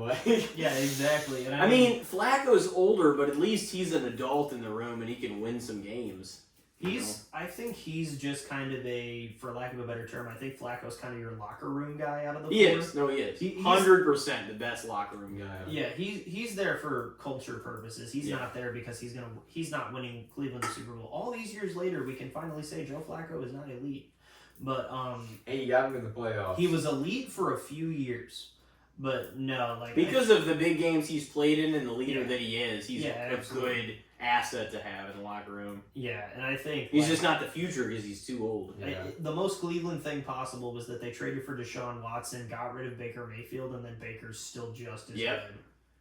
good. Dude, yeah, Baker should still be Baker- a Brown. Baker- That's the thing Baker that Browns mean worked the out- most as a Browns Baker fan. worked out better in Tampa Bay than fucking any situation possible, though. That, I love that was how it went down. Well, he when landed Tom on a was team, there. because he landed on a team that Tom took to the playoffs. Yeah. So at that point, it's pretty. It much was just great. like, I'm glad they acquired somebody that already kind of had a name that was being established. But obviously, he went to the Rams after that, so it wasn't like he. It wasn't like he went from Cleveland. It wasn't like he went from Cleveland to Tampa Bay. It was a whole transitional period in between then. Yeah, that was a terrible year to be a Rams fan because we went from run it back to Jesus Christ, just win a game. 22 sucked. But no, that whole year, because my dad and I were talking about it, and it's like, no way Mayfield plays until maybe there's 2 weeks left in the season. He signed with the Rams 2 days later. He leads a game-winning drive against the Raiders, and that was probably the highlight of his time in LA. Yeah.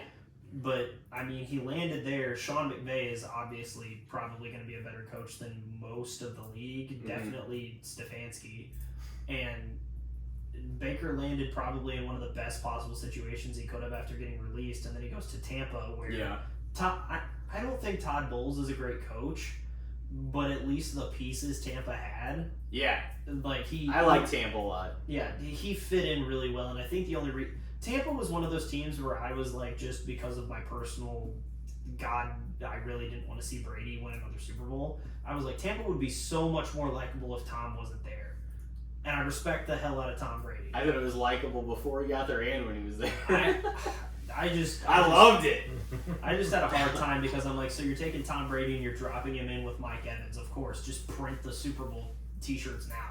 Hey, it's the rest of the league's fault if they couldn't stop him. He was an old man, well past his prime, and he still fucking outdueled the whole league. No, I know, and the only two teams that year that realistically could have made the Super Bowl were either the Buccaneers or the Saints, and the Bucs beat the Saints. So it was like, okay, the Bucs are probably going to end up in the Super Bowl because it was at the point where that was one of those years where it's like nobody's taking Aaron Rodgers seriously, or nobody's taking Green Bay seriously. They had a great year that year. It was just they did, but they just couldn't win. The role they were on was insane because Rodgers won 13 games again that year. No, he did, but Green Bay just couldn't win in the playoffs after 2011. That happened again and again. They would get so far and then they'd lose. They'd win multiple playoff games. They'd lose. But they had a shot. They had a shot longer than most teams do. I mean, some people don't even get back to the playoffs for years. Look at the Steelers. They've been eliminated first and out so many years in a row now. Pittsburgh, please fire Mike Tomlin if you hear this. He's a great coach, but it's just like at a certain point, they have limitations. It's just like your floor being higher than other people's. It don't fucking matter if your ceiling is lower than everyone else's. Well, we can get there. It's just like we're just gonna be first in and first out. It's just like then who gives a shit if you have a winning record every year? Yeah, exactly. That's why I haven't taken Pittsburgh seriously. They can't win playoff games. Yeah, but this next year is going to be interesting because if the Chiefs have to figure out how to bounce back, and I mean they have done it before. Honestly, you think so? I think this is the first year in a while where they. I don't think they make the Super Bowl. No, they look super vulnerable this year. I think because I think they got very exposed by the Eagles, and I don't really think you're not going to go 11-0 in one-score games again either. No, and early in his career, I don't think Mahomes has a chance of beating Brady for GOAT position.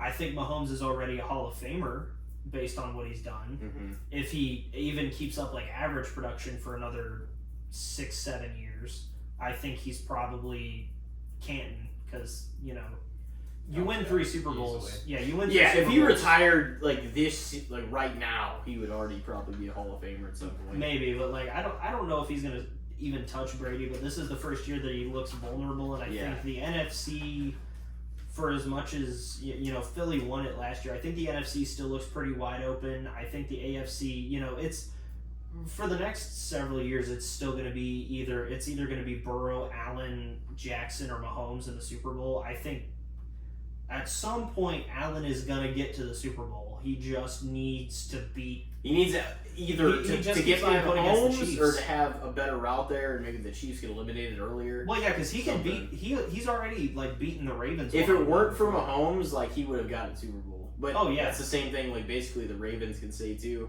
Right. Well, because Burrow's the only one that's beaten the Chiefs. The Bills under Josh Allen have had a better, they've had better playoff chances than the Ravens had so far. Yeah, the Bengals are the only team that's really given the Chiefs the run for their money, and the problem is the Bengals don't spend their money well enough to actually stay in They contention. have terrible ownership decisions being made. Yeah. They spend all their money on the offense. Mm-hmm. I mean, you should draft. None of it on the offensive line. You should draft. Just honestly, star players. You should draft defensive players and sign to bigger contracts offensive players, because your defensive players are going to take more of a beating anyway, and you want them young and be able to recover. How do you get them young? You draft them. So I feel like that's the move overall. Yeah, obviously there's exceptions to the rule. Myles Garrett you want to re-sign because he's a fucking elite. But there's a lot more defensive players that you'll be better off just drafting young ones than re-signing old ones that aren't that effective. You know what I mean? Mm-hmm. Make them cheap and then sign your elite offensive players. I think that's the move. Especially whenever you find your guy quarterback. Yeah, I mean, even when the Rams traded for Von Miller pretty much just came in as a rotational pass rusher. He wasn't there to be an every down starter. Mm-hmm. By the way, your two teams have the best two pass rushers in the entire league because you have Myles Garrett on the Browns and then Micah. And Parsons, for as much as I think historically he kind of likes to talk shit, he's good. He can back it up. But no, I don't know. I wish I could tell you that Dallas was actually going to do something this year. I don't know, because the East, the NFC East is brutal. It is. That's a brutal division to be in, and I mean, Dak Prescott is a good quarterback. He is. The got Pickens now. That's a little interesting, but yeah. I mean, it takes a little. It's the same kind of thing as you were saying with Devontae and Puka. It takes a little pressure off CD. Yeah, that's mainly what it does. Oh, if anything. Yeah, I mean, CD's still clearly the number one. Yeah, but I don't even know, because Dallas's big thing last year. Because was Dak healthy all 17 last year? No, he got hurt pretty early on. Yeah, week 6 or 7 or something. After they signed a huge ass contract that he signed. Yeah, he got hurt Cooper the first half of the season. But no, I think if Dak stays healthy for a whole season, they'll at least get to the playoffs. But it's just so weird. Yeah, that division's way better than it used to be, though. Yeah, way better. Except and honestly, Dallas even getting one of the playoffs. The New York teams are just the New York. Even Dallas getting one of the playoff spots is going to be hard enough. Yeah, because the Commanders and the Eagles are fucking tremendous teams right now. Oh yeah, because. the Commanders had a hell of a rookie year. I mean, okay, Jaden Daniels so far with what he's seen is way bigger upside than Dak has ever had. Yeah, but no, it's not close. It's not close. If it wasn't a couple of years, Dak was holy shit, this guy is acting. But they never got fucking anywhere close to the Super Bowl. Well, Jaden Daniels did it fucking the first year he was there. He had a chance. He wasn't there. Defense, though, nobody's going to remember. Dak's rookie year, the only thing that stopped them was Aaron Rodgers being Aaron Rodgers. And Dak had fucking powerhouse teams his first several years, too. Several years. Zeke at the peak of his power. The defense wasn't as good, I don't think, back then. But he had a couple players on the offense. Jason Witten, did he get Dez for his first couple of years? Yeah. He had Dez near the tail end. And he had Ezekiel Elliott in his prime for many years. And then they had fucking... Elliott's prime was probably 3 or 4 years. To take a second a ton for running back nowadays. To take a second to rag on your least favorite team in the NFL, the Giants have got to be the worst team that has experienced any level of success in the last 20 years. Because both of their the 2007 Super Bowl winning team was they just got hot at the right time. They were not world beaters. The only reason Eli is considered for the Hall of Fame is because of the Super Bowls. He would never have been a Hall of Fame qualifier based on his regular seasons. He was mid as fuck. No, I'm pretty sure the second time he won the Super Bowl, he threw 20 picks during the regular season. Yeah. Eli was never Peyton.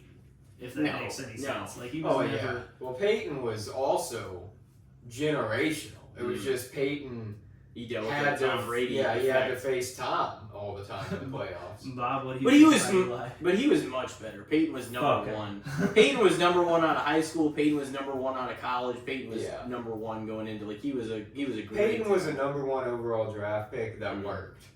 Yeah, I was gonna say I've never seen Bob go on more of a. He knows exactly where he was during the last play of the 2007 season when the Pats lost. That was crazy. He knows exactly what happened, and weren't you pissed off at Randy Moss for that play or something? I don't even remember the last play of that Super Bowl in 07. No, I was just mad that my team lost. I wasn't pissed at any particular player. I mean, it sucked that Randy Moss didn't catch that last pass with like 10 seconds left. That's so much pressure, though. They had opportunities to win before that. Oh, absolutely. That's the thing. Asante Samuel dropping the interception. The helmet catch somehow not. The helmet catch is crazy. Why the fuck was Plaxico Burress open in the end zone? Yeah. People always want to, and that's the thing, is like some people, and I saw this in the last playoff and everything, they're like, oh man, if you would have done that towards the end of the game, it's like, it's not always about the last guy with the last opportunity. What did your team fuck up well before we got into this situation? Yeah. Those are really important factors that people don't act like even happened, and then they act like the refs fucked it for them in the last 10 seconds. That's why you always think, like, if you're watching, especially like a playoff game, like, if there's like your team is driving down the field and the running back fumbles at the 15, you're like, that could fucking be any turnover or any like, fumble most certainly affected your team well before interceptions, they were in that situation. Oh, for sure. Yeah, the big one that always comes to mind for the Rams for me is the 2018 no call in New Orleans when Nickel Roby-Coleman didn't get called for pass interference against, I think it was Tommy Lee Lewis. That pass interference didn't get called, and then I think Bob texted it to me after the game. Like, first and foremost, he was like, that no call didn't happen, but if the Saints would have played some damn defense in overtime. I mean, granted, like Greg Zuerlein, I think kicked like a 50. It was like a 57-yard field goal. It was insanely long to get to the Super Bowl, but like if the Saints play some damn defense, or if they do literally any number of things before getting to that point in overtime, because I think Breeze threw a pick at some point in there too. Yeah, it's like the Saints had the ball in overtime, if I'm not mistaken, or they had the ball after the no call incident. One of the two. Yeah, one of the two, and the Saints had every opportunity to win that game. And I mean, even before that, if they would have just done some things before that no call happens, the Saints could still win the game, even if the no call happens. So like, you can't hyperfixate on one moment and say, this is why my team lost the game. I mean, unless it's literally, Russell Wilson throwing a pick with however many seconds left in Super Bowl 49. But well, that was fucking dumb. No, that was just a stupid fucking play call. Well, I also think in 2011, if Wes Welker catches that one ball that he drops, that the Patriots do beat the Giants. Yeah, that one's entirely... That one's just kind of a bummer because Belichick literally said, didn't he tell the defense make him throw it to Ruben Randall or something?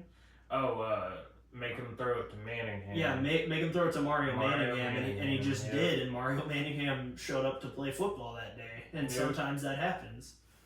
But, yeah, you can't bring every football game to a microcosm of this is why we lost. That's excuses losers make. Exactly. It was the refs. It wasn't. Your team just fucking fumbled, man. Your team shit the bed. It happens. And even when a player does make a fuck up, like, oh man, the kicker didn't make that field goal and we lost by 2. It's not the kicker's fault. Right. You guys could have had this game in the bag. Not if they had prior fuck ups like fumbles or interceptions or whatever. If they didn't, maybe the quarterback. But also, fucked up. I'm sure there was points in the game where they went 3 and out, and they could have drove down the field then and made something happen. It doesn't always. Sometimes the offense just doesn't make shit happen. Yeah. Well, yeah, it's not about even making mistakes. Sometimes. We would have won this game if the kicker kicked this field goal. Okay, why didn't you get 6? But mistakes are the first thing you have to look to if your team doesn't put themselves in a position to win. Yeah. That's the first thing. Especially if it is close. Sometimes, and that's the thing people forget. Sometimes they didn't show up. They weren't good enough to win the fucking game that day. Yeah, because I think that's what it comes down to. If your offense or your defense does not come to play football, you're not winning. Right, because I think it was 2005 when the Colts lost the AFC title game to the Steelers, and it was like, I think Mike Vanderjagt missed a field goal or something. Yeah.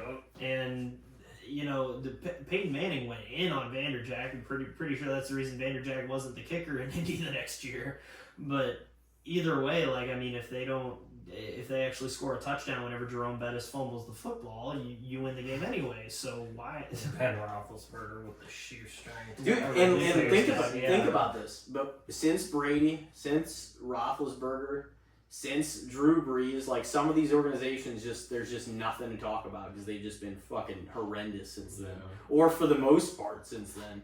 I think that generation of quarterbacks is something that it's going to be a long time before we see something like that again, because there were so many, like, certified Hall of Famers. They all kind of have had, or at least under Belichick they did. They all had that old model of football that, like, now the league has changed, and they've facilitated rule changes just like the NBA that produce more of an offensive league. You know what I mean? So, like, you can't be the defensive guy and expect to win the way you used to. It doesn't work that way anymore. It's a completely different league than it was. Well, and I mean, you've got, because back then, I also think quarterbacks had more time to develop, maybe as a result of that. Now they're like year and a half. You're like, he's not the guy. Fuck him. Yeah, it's like, get this guy the fuck out of here. And it's like, Peyton Manning was terrible, like, his first 2 years in the league, but then year still 3 holds the record. I mean, they were about to bail. Interceptions as a rookie. They were about to bail on Bryce Young, and then he ended up winning a few games. We're like, I don't know. Yeah, exactly. I think it's this like, will dude, it's year still be his best year. Yeah, I know. And I'm like, dude, it's year 2, and you threw him into a team that was awful. Oh, yeah, and that's the thing. Been terrible. If you were drafted into organizations that already have no record of, like, doing the right thing, it's just like, what do you think is going to happen? Right. Exactly. It's bad. It's like they're doomed from the beginning. My stepdad always had a rule, and I kind of like it too. Give a guy 5 years to see whether he's good or bad.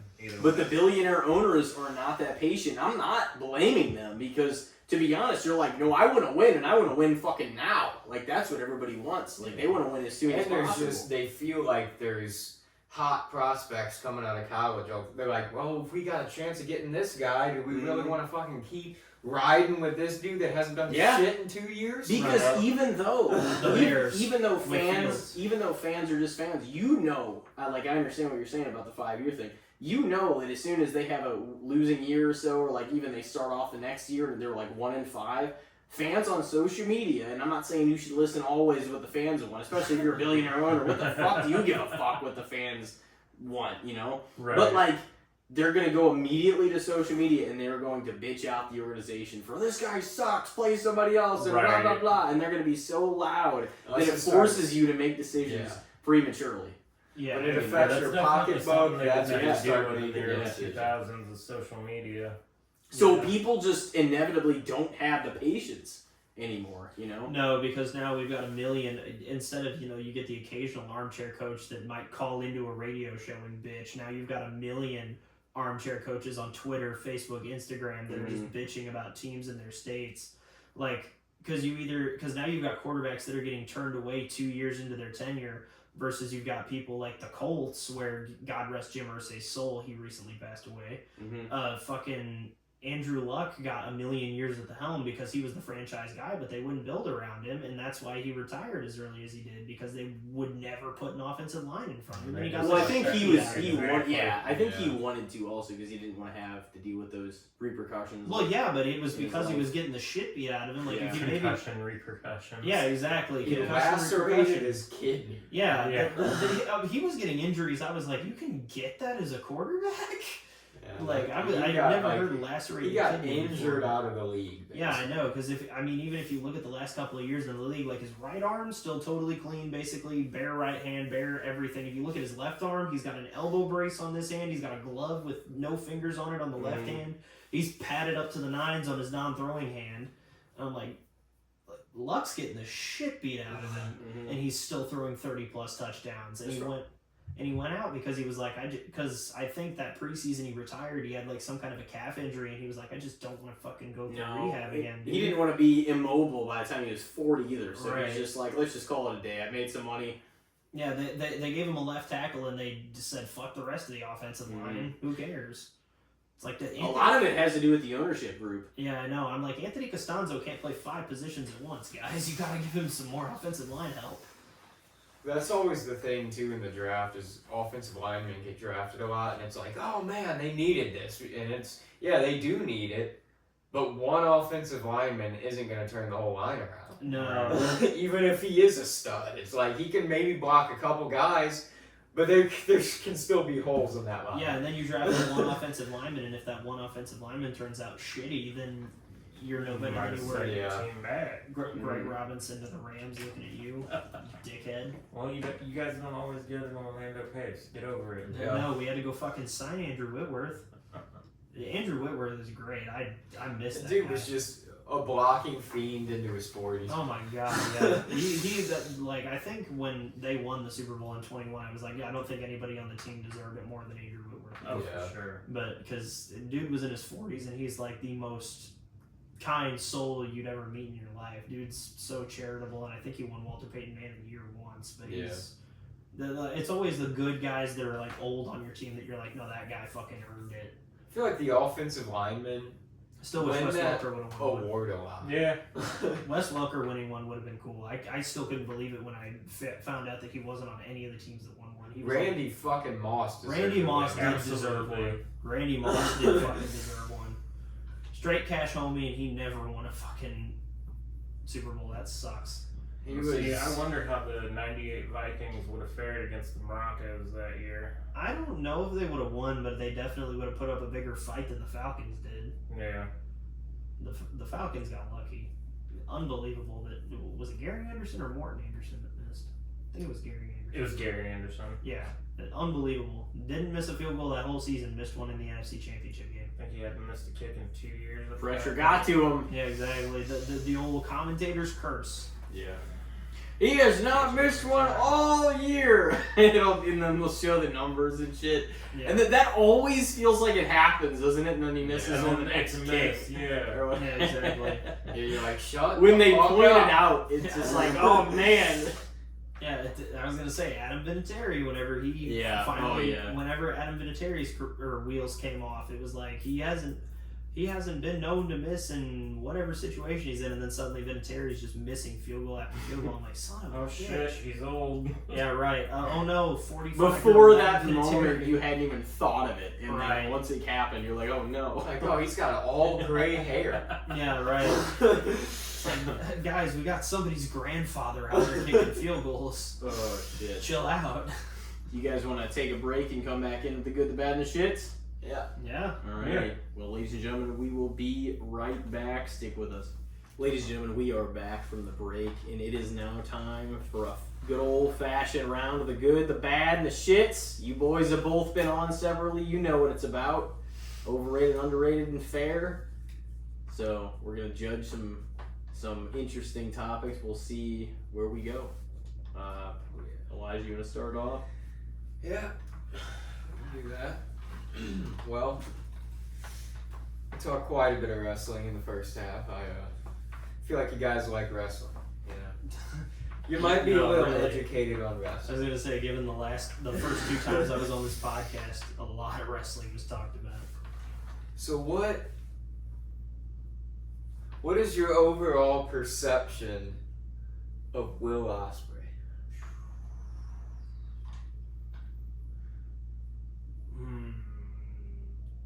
Do I? Fuck me. Nah. We're just gonna. I'm just gonna go in it. I don't like Will Ospreay. I don't like Will Ospreay as a business person. I don't like Will Ospreay in the ring. I don't think Will Ospreay is a generational talent. I think Will Ospreay is a gymnast that got into wrestling. I think a lot of his spots people have talked about how wrestling more and more appears as the years go on fake and not as realistic as it used to be. And, you know, the Attitude Era had some bullshit going on in it, but like everything Will Ospreay does looks rehearsed as fuck.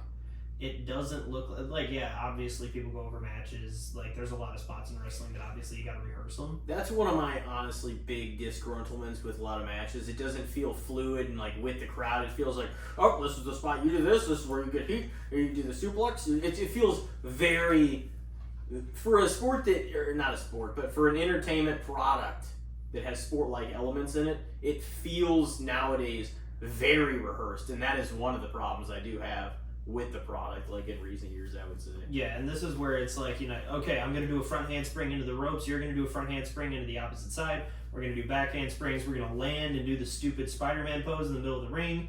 Look up at the same time, lock eyes with each other, and that is wrestling, brother. Or I guess as he'd say, that's wrestling, bruv. It's not. No, you can't. Like, I get it. I was in the building for Danielson Ospreay. It was a really cool moment, and I think Danielson's one of the best workers of his generation, or really any other. But when it's like him and Ospreay, it's like, okay, so the high spots are really cool, and then Ospreay dropping Danielson on his fucking head is whatever. But also, like, this whole, he is one of the main pioneers of the fighting spirit spot in wrestling, where I don't care if it's like Cody Rhodes kicking out at one to a burning hammer last year at Backlash, whether it's him kicking out at one after whatever Canadian Destroyer, or like trading Canadian Destroyers back and forth. That just doesn't, that's not wrestling to me. I don't know why. Like, it's not fighting spirit to me. It's just complete no selling, and I don't understand why people get into it. It just completely, like, it's already hard to find realism in wrestling to begin with. And you do have to suspend your disbelief to enjoy wrestling properly. That's just kind of the way that it goes. But some of the stuff that Ospreay does, it's just completely not even close to. It doesn't even look like it's a shoot. Like, it looks. Just like super Like duper a athletic, gymnastics, but Yeah, like what he does is impressive as a wrestler. It's just not as a like wrestling pro product. wrestling. Yeah, as a wrestling product, I don't think it's enjoyable to me, and that's just my opinion. Yeah, it's like wrestling. I feel like now more than ever, it's kind of like a different strokes for different folks situation, because there's so many different types of wrestlers that bring different types of wrestling. It's not as, and Ospreay is kind of like, he's the Meltzer guy, the oh my god, like, he's gonna shock you in the ring, but it's not necessarily the most story-driven wrestling all the time. It's just, I'm out here to do the most crazy shit I can in the ring. Yeah. And for me, I'm more into the story most of the time, so I'm not too big on Ospreay either. Just not as strong of an opinion as Randall. Like, for me, the main thing was Danielson and Ospreay happened like within, I want to say, like a month or two of Cody Rhodes and Roman Reigns at Mania 40, and those were both hyped up as like two of the biggest matches of last year. And I personally got way more out of Roman and Cody than I did out of Ospreay and Danielson, and I was in the arena for Ospreay and Danielson. So, yeah. Tim? I mean, I kind of have a similar opinion as you guys. I don't know. I mean, I haven't really actually watched all that many Ospreay matches, but as I kind of injected my opinion about the rehearsed wrestling aspect of it whenever you were going through yours. Like, he's an interesting enough character and is capable of having some great matches, but I'm not a fan when it's that gone over necessarily, and the storyline isn't, you know what I mean? Like, it's not really nuanced. It has layers. It's just kind of like, oh, yeah, it's gonna be me and you at this pay-per-view. We've never met. Blah, blah, blah, blah. It's just the same fucking. It's just kind of like the same story, but there's not really a story. It's just like, well, let's set up a match, and then we'll do a whole bunch of crazy, wild, acrobatic shit in the match. I don't know if he has any ambition to go to WWE, but it doesn't seem like it's going to happen if you keep taking shots at him like that. I think, and I've said this before about him, and I hate to sound like the online troll, but I've said this before in online debates with people. I've called Will Ospreay a limey bitch who ran away from the grind, and that's just the way I feel about him. I don't think he wants what WWE is doing, and I mean, if that's what you want to do, go for it, but to just keep bashing the company, fuck you, man. I mean, I don't... Is that a modified version of what Triple H said? What did he say, that he's not a... Something about some people don't want to go through the grind. The grind, it takes, yeah. That's what it was. That's where my comment always comes from, is I'm like, I mean, if you want to run away from the grind, and then Ospreay's response to that was, at least I didn't grind up on the boss's daughter, bruv.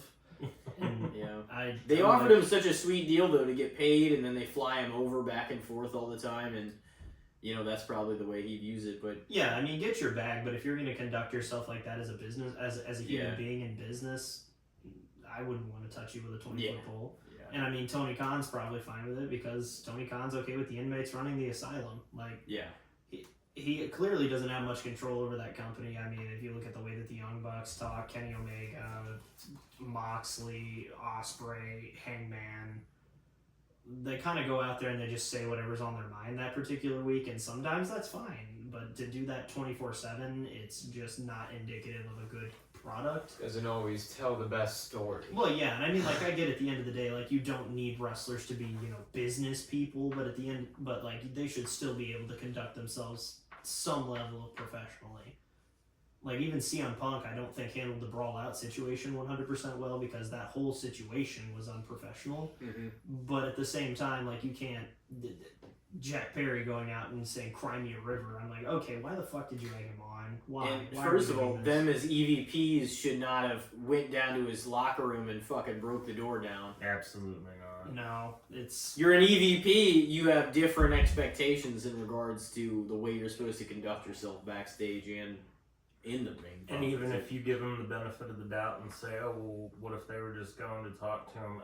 No, you knew how. they pissed took he was. seven people down there with them. That Right. sounds like a threat. yeah, and it took That's why bit. Punk was ready to fucking put his fist up whenever they came through the door. yeah, and it took Samoa Joe to keep him from going through all that. One of his oldest friends in the business, Joe, was like, "Let's just you need to stop doing this. Let's go work our match and go home." And I mean, that's kind of what they went and did at the end of the day. But yeah, it's bottom line to tie it back into Will Ospreay.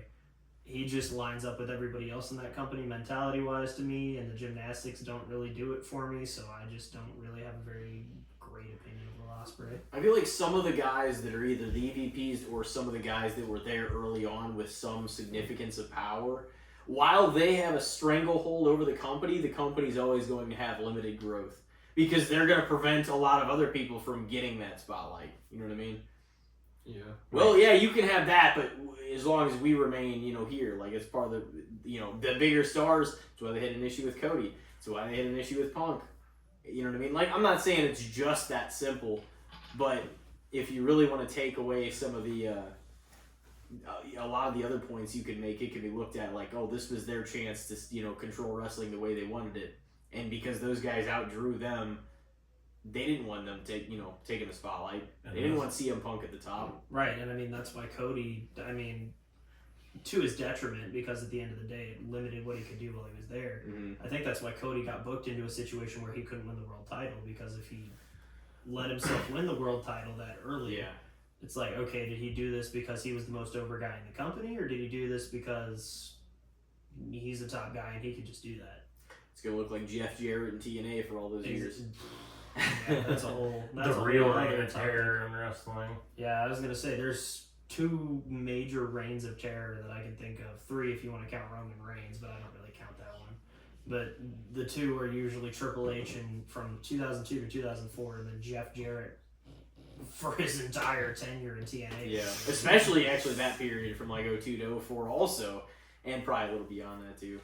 Yeah, especially because there were a lot of bad booking decisions. Two of them being Katie Vick and the other one being people like you don't beat people like me. Right. Yeah.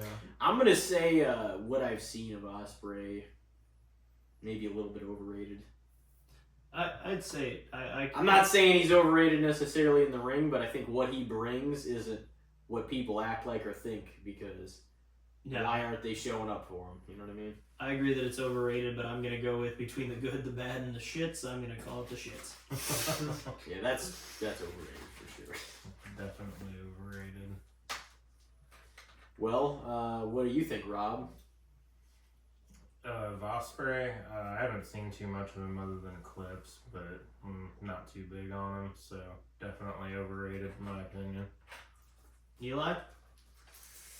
Yeah, I mean, he's not necessarily my kind of wrestling. Like, I don't have anything against him. I think he does cool things. Like, he Yeah, doesn't I'm not gonna take away necessarily his bother athleticism. me. Yeah, he's impressive, but I watch WWE more than AEW because I'm more about the story. Yeah, A lot he's of the time. he's not your brand of graps. Yeah. So I would probably say maybe personally a little overrated, but the perception of him is fair because I think he gets a decent amount of haters, but he also has a lot of fanboys. Yeah. So, and I fall somewhere in between. I don't really have like a hateful opinion on him. Sometimes I honestly think because he talks so much shit to WWE, it's kind of funny. Sometimes I'm like, it's interesting that there's at least some of the wrestlers attempting to sort of keep this rivalry mentality thing alive. It's mainly like the AEW guys with the chip on their shoulder. Yeah, but, it's mainly been him and Ricochet, yeah. which is really weird to see Javon Ricochet Evans there. was responding to Ricochet though. No, I mean somebody was gonna do it at some point because Ricochet's just been trying to get responses from people. He's just been a shithead since he left the company. Now, granted, the IWC also fucking sucks because they bullied the shit out of his wife unfairly, but I don't know, like because Samantha Irvin was a great ring announcer when she was with WWE, and then she just up and left for her music career, which more power to her. But apparently, wrestling fans got her first music video shadow banned off YouTube, so she wasn't making any money off of it, which is a little shitty. But That's what she said. I don't know. that's if what she that's said, I confirmed. guess. Yeah. That's I what mean, she I'm not said. saying it isn't, but it's kind of easy to blame I somebody mean, if that's who you thought. at the end of the day, the internet wrestling community is a bubble, like anything else. They Twitter's a kinda bubble. suck. I mean, it could have been some. It's terrible. It could have been some, but I don't know if it would have been all wrestling fans. It just would have been people that probably didn't like her Probably mainly for whatever. mainly the people that knew her were wrestling fans. Well, no, I know, but I don't think it was like all wrestling fans that did. It was probably some people that were fans that just didn't like her that tried to get a ban. If it was fans, but we don't even know that. All right. Who wants to go next? Bob, you seemed like you had something you wanted to talk about. You did. Yeah, I was gonna talk about. Well, at the time I wrote it down, it was about the vote, but as we know, the tush push is not going to be banned. So, Yeah. I guess we'll talk about the play itself and what we all think. So I'm 50-50 on the tush push, not really like. So I don't think it should be banned. I just don't really know what you do because it's a very niche play. Like the Eagles run it like on 3rd and 2, 3rd and 1, 4th and 2, 4th and 1. Like obviously they're not running it all the way up and down the field because it's only meant to get 1 yard at a time. But like I don't necessarily think it should be banned because we talked about this before. If you look at like Josh Allen's tried it and they've stopped it before. And Josh Allen's not a small human being. Jalen Hurts has strong legs, but at the end of the day, like, what that comes down to is the Eagles are just running it better than anybody else in the league, and people just aren't figuring out how to stop it. And I mean, there were a couple of times, namely, I think back in Super Bowl 47 a couple of years ago when it was Chiefs-Eagles the first time around, I think the Chiefs figured out how to stop it once or twice. So, your personnel has to match for that play to even work in the first place. So the Eagles it was kind of the Eagles' play though. They're the ones that really did it before anybody else. Yeah, especially the way they're doing it right now. Oh yeah, and I mean like they're still successful with it. Yeah. I just don't think that there's any reason that you can ban it because it's a legal football play. 22 of the 32 teams voted to ban it, but they needed 24, which is crazy. So it's gonna get banned. It might just be Kraft again showing why he's the man. Voted to not ban it. It might just be one more year and then it gets banned next year. Yeah, because it's pretty close to being banned. They only need 2 more teams. Yeah. Well, yeah, and I was looking. Well, and the other part of it is though the way that you would have to go about banning it, and they talked about this in the ruling, was that if you're going to ban the tush push, what you have to do is ban any method of another player trying to advance the ball carrier forward, which means like not just the tush push. If you're out in open space and suddenly your running back stands up a middle linebacker and then you have 2 piles pushing back and forth, but the offense gains like an extra 3 yards pushing the running back forward, suddenly that play is illegal, and we've already got a bunch of stuff taking like old school football out of the game, which I mean protecting players' heads is obviously necessary, but there's a lot of stuff like blindside blocks get really ticky-tack now because sometimes, somebody really gets their clock clean, but then other times it's like, oh, someone's coming from across the field. What are you going to do? Let them make the tackle, or are you going to try and stop them? And sometimes they just get blocked and it's a reasonable block, but you'll call somebody for illegal blindside block because that's the way that the rules are now. If you outlaw any pushing of a ball carrier, then suddenly there is no more pile up. It's once the linebacker and running back stand each other up, then the ref's got to call the whistle. Otherwise, it's going to end up being a flag one way or the other. Yeah. So I think just with the trickle down effect, and I mean, it was kind of a weird thing for me to notice. Aside from the Eagles, a lot of the teams that voted against banning the tush push, if you look at them, a lot of them have like strong backfields right now. Like the Ravens voted against it. The Patriots, who traditionally like to run the football, even if they don't have like that traditional bell cow back, they love to do it by committee. The Patriots run the ball a lot. They didn't vote to ban it. The Lions, who have done a lot of committee running, in case they want to use it, they want to keep it open. Exactly. All these teams that have like bell cow running backs or quarterbacks that are mobile voted against it.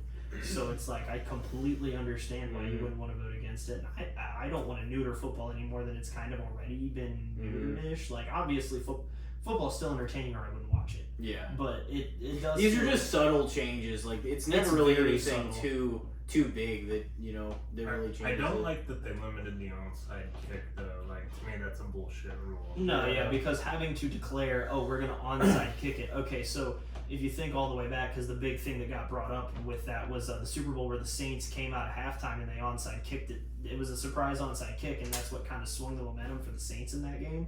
That can't happen anymore because you have to come out in the last 2 minutes of either half and say we are onside kicking the football. You can't come out at halftime and just onside kick to start with possession.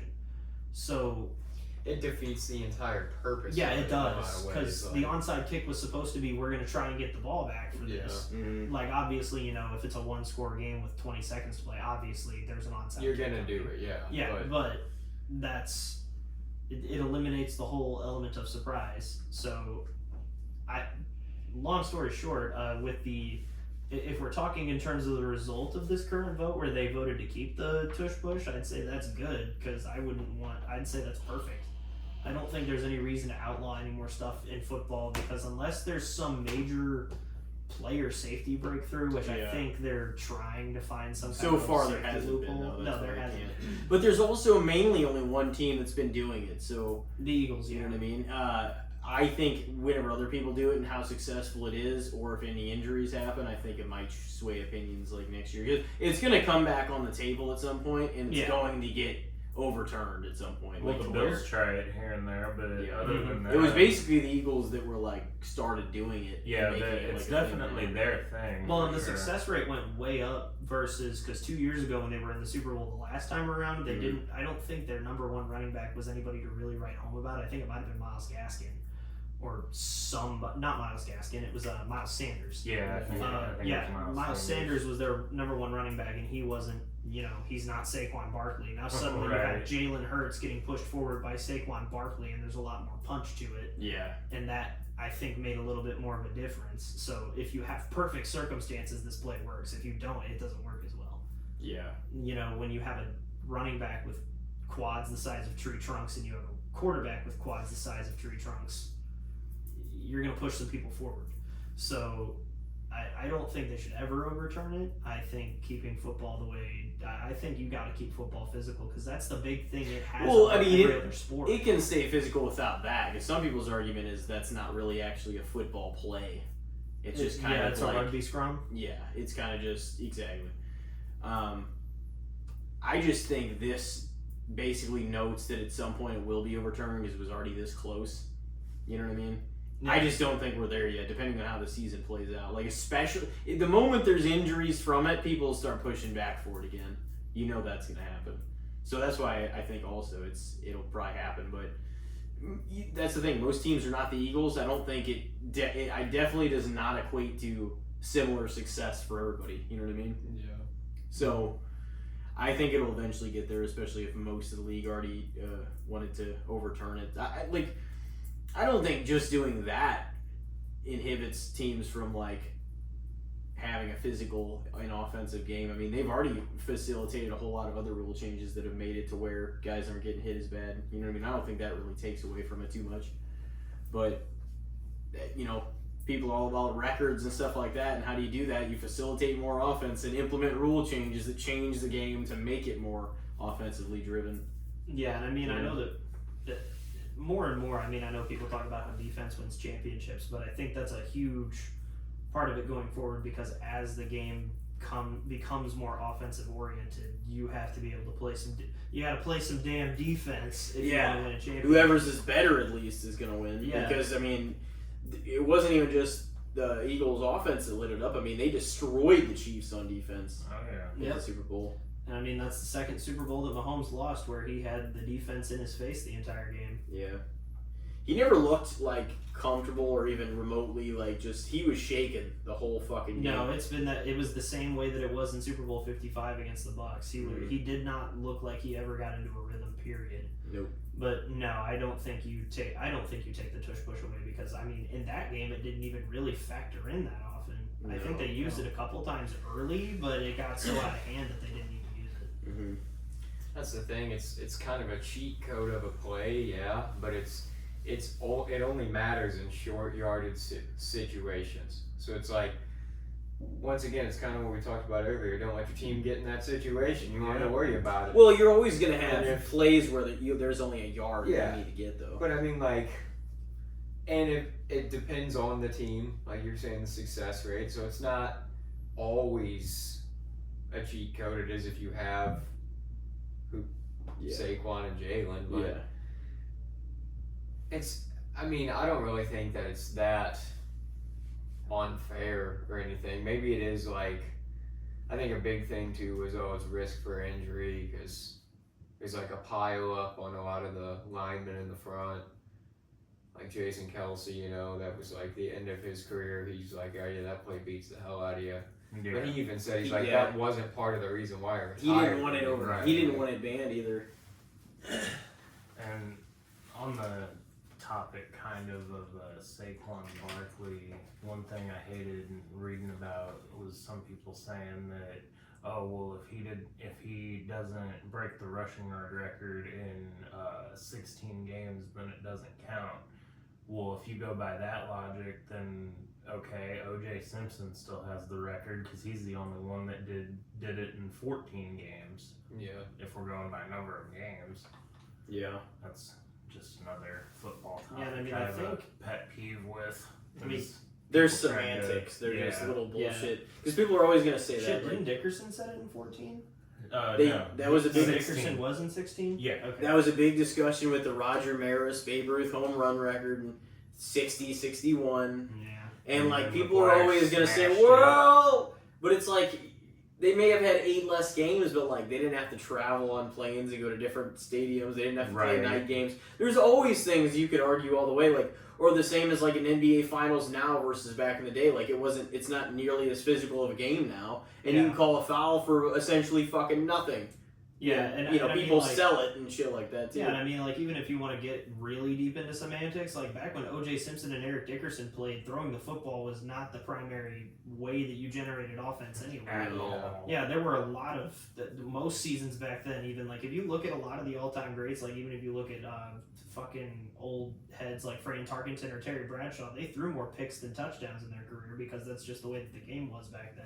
You got to contextualize it for its era, and I mean, like, I guess you just look at who that person competed with in their era versus, like, this one, and you know what I mean? Just kind of, like, the whole even GOAT conversation, or just with anything, or, like, greatest, who's better at this, it's just, like, it's hard to have because the eras are so different, you know what I mean, too? But you can discuss it. You can kind of be like, well, whose peak was higher, or who was better with the competition they did face, because if they weren't even in the same era, it's kind of hard to compare, everybody. But, like, there's always going to be rules implemented to, like, change the leagues and the amount of games and you know what I mean? In a few short years here, we're going to have 18 games. It's not instead of 17. Well, I mean, like, if you took... the NFL. Well, yeah, because nobody ever has any debates. Like, if you took the 1960s Packers and put them up against the 2000s or 2010s Patriots, who's winning a game?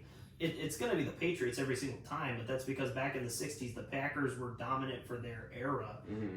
But if you put them modern day, you're talking about a bunch of guys that probably smoked cigars and ate hot dogs on the sideline versus athletes who train day in and day out. And dieting is way more advanced now. Yeah, Babe Ruth's breakfast used to be a fucking pint of like whiskey. It was a pint of whiskey, a porterhouse steak, and bro would probably smoke a cigar. 5 hot dogs. Dude. Yeah, and like 5 hot dogs during the game, and he's smashing home runs. And then I love that classic sports shit. Oh yeah, it's like classic sports clips and stuff. It's just like that shit's so. Well, yeah, because people laugh so hard at like Ryan Sanchez, or not Ryan Sanchez. Oh my God, Mark Sanchez.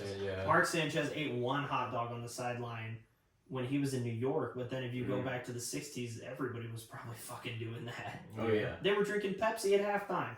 Smoking in the locker room. Oh yeah, smoking on the bench. There was that picture of Lynn Dawson, the first Super Bowl, sitting on the bench in all his pads and stuff, just smoking a cigarette. Yeah, back when doctors were like, "Oh yeah, cigarettes.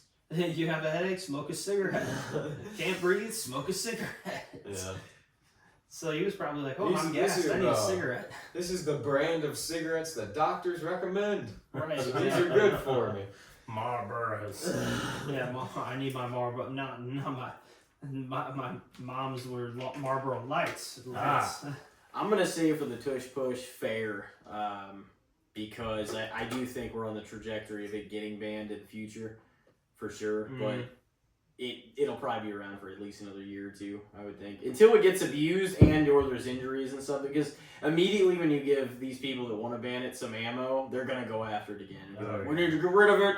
See, we were right. Yeah, exactly. So it's almost like you have to concede that it's gonna happen because it's already this many teams wanting it done, and I don't think the success rate for many more teams is gonna be high enough to where people want the teams that are killing them with it to keep succeeding. You know what I mean? Yeah. Because this year at most it'll probably only work for like another 2 teams. I don't think everybody has that. Everybody doesn't have that combination of guys that can make a play like that work. Probably Philadelphia mostly, and then Buffalo every now and then. So everybody that's getting burned with it is definitely going to want it banned. If you want the tush push banned, go out and buy a pack of Lucky Strikes and fucking smoke your way out of here.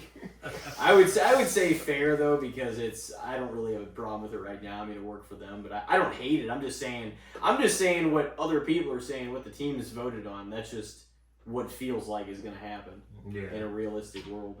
I could see that. The reason why I am so against it being banned mostly is because it's like, it's just a play, you know, figure out how to stop it. Yeah. Like I say to him all the time, play some damn defense. But also the fact that in 2008, when the Dolphins were suddenly wrecking everybody's shit with the Wildcat, there wasn't talk of banning that, so what the hell? Yeah, and then the next season, the Wildcat was pretty well figured out, too, so it didn't take anybody all that long. Hey, wait, if the running back's taking a direct snap, they're probably not passing the ball. Yeah. But, you know. What do you guys think? Who didn't answer on that one? I'd say fair as well. I'd say I think I already answered it, but I think it's fair. Okay. You want me to take this completely off the wall with one of my topics? You can, because even if you don't, I'm going to. All right, Jack Link's beef jerky. How do we all feel about Jack Link's beef jerky? Oh man, I mean, it tastes pretty damn good. I think it tastes great, but its price is fucking abysmal. Yeah. Every time we talk about beef jerky on here, we always bitch about the price. Well, when you, I mean, it's horrible. Like picture this: you're on a 3-hour road trip. You stop at the gas station. The first thing you're going for is definitely not the beef jerky, right? Like it's. Because it's $20 and it's like 6 ounces. Yeah, it's like 6 ounces of beef jerky for $12 when it's like I can just go buy literally a full-size, family-size bag of chips for $3 and call it a day. Yeah. Or you can get the store brand like at Walmart for only like $9 and it's a fuckload of beef jerky. Oh yeah, and it's usually not bad either. No. Although like I will say I did a lot of traveling in Springfield for work last fall. Bucky's beef jerky is actually pretty damn good. But you got to go all the way down there for Bucky's. Like if you've been to the Wally's over in Fenton, think Wally's, but basically a different brand. Don't they have a whole bunch of beef jerky there? At Bucky's? At Bucky's and Wally's both probably. Yeah. But yeah, they do. It's usually like Korean barbecue was the one that I bought the couple of times I was down that way. Was Wally's the gas station that came from Florida, or is that somewhere else? Because I don't- Wally, there wasn't a Wally's there before something, right? No, but I think it is like a southern, like a Something. southeast. I don't know if it gas is Florida or station not, but chain. I feel like it is southern. Yeah, But, they're like, yeah. they have like restaurants and stores and everything like inside the gas station. It's pretty cool. Yeah, Yeah, no, but me and Justin, I think, ate. It's down like a there. mini Came up. ball. oh, it inside really the gas is. station. Like I think I bought like a Weird. couple. I think I bought a steak burrito from there more than once. But like, what is everybody's like go-to road trip snack? Personally, I'm like a dill pickle chips kind of person. I'm not kidding. Like that, it's like the only time I will reach for the dill pickle chip. Is when I'm Definitely on a road like trip. beef jerky, some kind of like, nut, like peanut cashew or something like that. Oh yeah, Tim. I bet you're really into those nuts, huh? Dude, It's always the almonds. first response. Yeah. No, I like. No, like protein snacks like that are the best road snacks, like Yeah. because they'll keep you kind of filled up and like Yeah. ready to. I mean, like and chips, obviously, just different kinds of chips. The honey mustard like blue diamond almonds, fantastic. Mm. Bob, what you think? Well, for me on road trips, I more prefer hitting fast food drive-throughs. But if we're just talking stuff from the gas station, probably just chips and a Dr. Pepper. Keep it simple. Mm-hmm. Rob's all business, man. Yeah, He's here's keeping it simple. No chili dog, any bullshit like that. Yeah, well, no, I'm I can't have That bread. sounds good. so- I mean, that honestly sounds like a disaster on a It road does. trip. Oh my But honestly, Chili beef dog in the jerky, car. beef jerky is probably my would be the go-to road trip snack Yeah, where you no, can just eat in I whatever mean, yeah. temperature. Yeah, or no, if I want candy, peanut M&Ms. Love me Mm. some peanut M&Ms. Yeah, those are great. I'm a peanut butter M&Ms personally. But Mm. no, like I do like the peanut butter or the peanut and chocolate flavor. It's just made It to is go good. together. Mm-hmm. But yeah, no. As far as Jack Links goes, I'm like their commercial strategy is also a way that we could take this. But no, I do like the teriyaki like jerky nuggets, even though those are also like way overpriced and probably for even less jerky than the regular beef jerky gets. Mm-hmm. But no, I mean like now Jack Link Sasquatch 10 out of 10, no notes. That those commercials they probably ran their course years ago, but they get pretty fucking out there. Yeah. I always thought they were more entertaining commercials though. Yeah. They're like They're good at advertising. Yeah, for they sure. are. Advertising has gone so downhill in the last 10 years. Though. I'm gonna say I mean I like Jack Links, but I also just like beef jerky in general. Yeah, that's how I feel. Yeah. So I'm gonna say overrated for the price, but I want to make the statement that I still am a huge fan of Jack Links, but it probably is overpriced. So I would say right now maybe a little bit overrated. Fair on taste, overrated on price. Yeah. Yeah, That's pretty I, much. I can agree on that one. If somebody like comes up to me and gives me like a bag of Jack Links, I'm gonna be like, oh fuck yeah. But if I have to go into a gas station and I have to make the conscious decision to spend $12 on 6 ounces of beef jerky, I'm like, I don't know about that one, Chief. I'm gonna No. go get my Ghost Energy drink and some dill pickle chips and hit the road. I'll buy like maybe a Slim Jim there, but like I'll never really buy a bag of beef jerky unless it's like a kind that you don't see anywhere else. You go into some local town and they're like, Yeah. oh, it's a special kind. Then I'm like, I might pay the $12.99 for it. But most of the time, I just never buy it at the gas station because I know it's way worse, even in the store. And in Yeah. the store, it's a lot more than it used to be. No, my buddy Matt has like this weird like because he likes beef jerky a lot too on road trips. But the thing is, if he goes to like Kimswick during different food festivals and finds a place that's selling like the specialty jerkies like buffalo jerky, gator jerky, like he will buy like any different kind of jerky, and he'll spend obscene dollar amounts on those because those will be like $16 to $20 a bag depending on what the protein source is.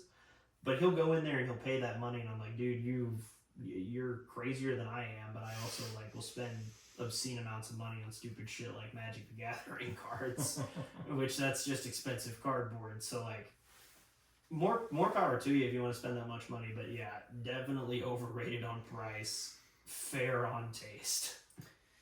Yeah, that's kind of my perception too. I just like beef jerky and meat sticks and like those kind of snacks anyways. So it's like I don't have to have Jack Links, and Jack Links is probably the most pricey. of all of them.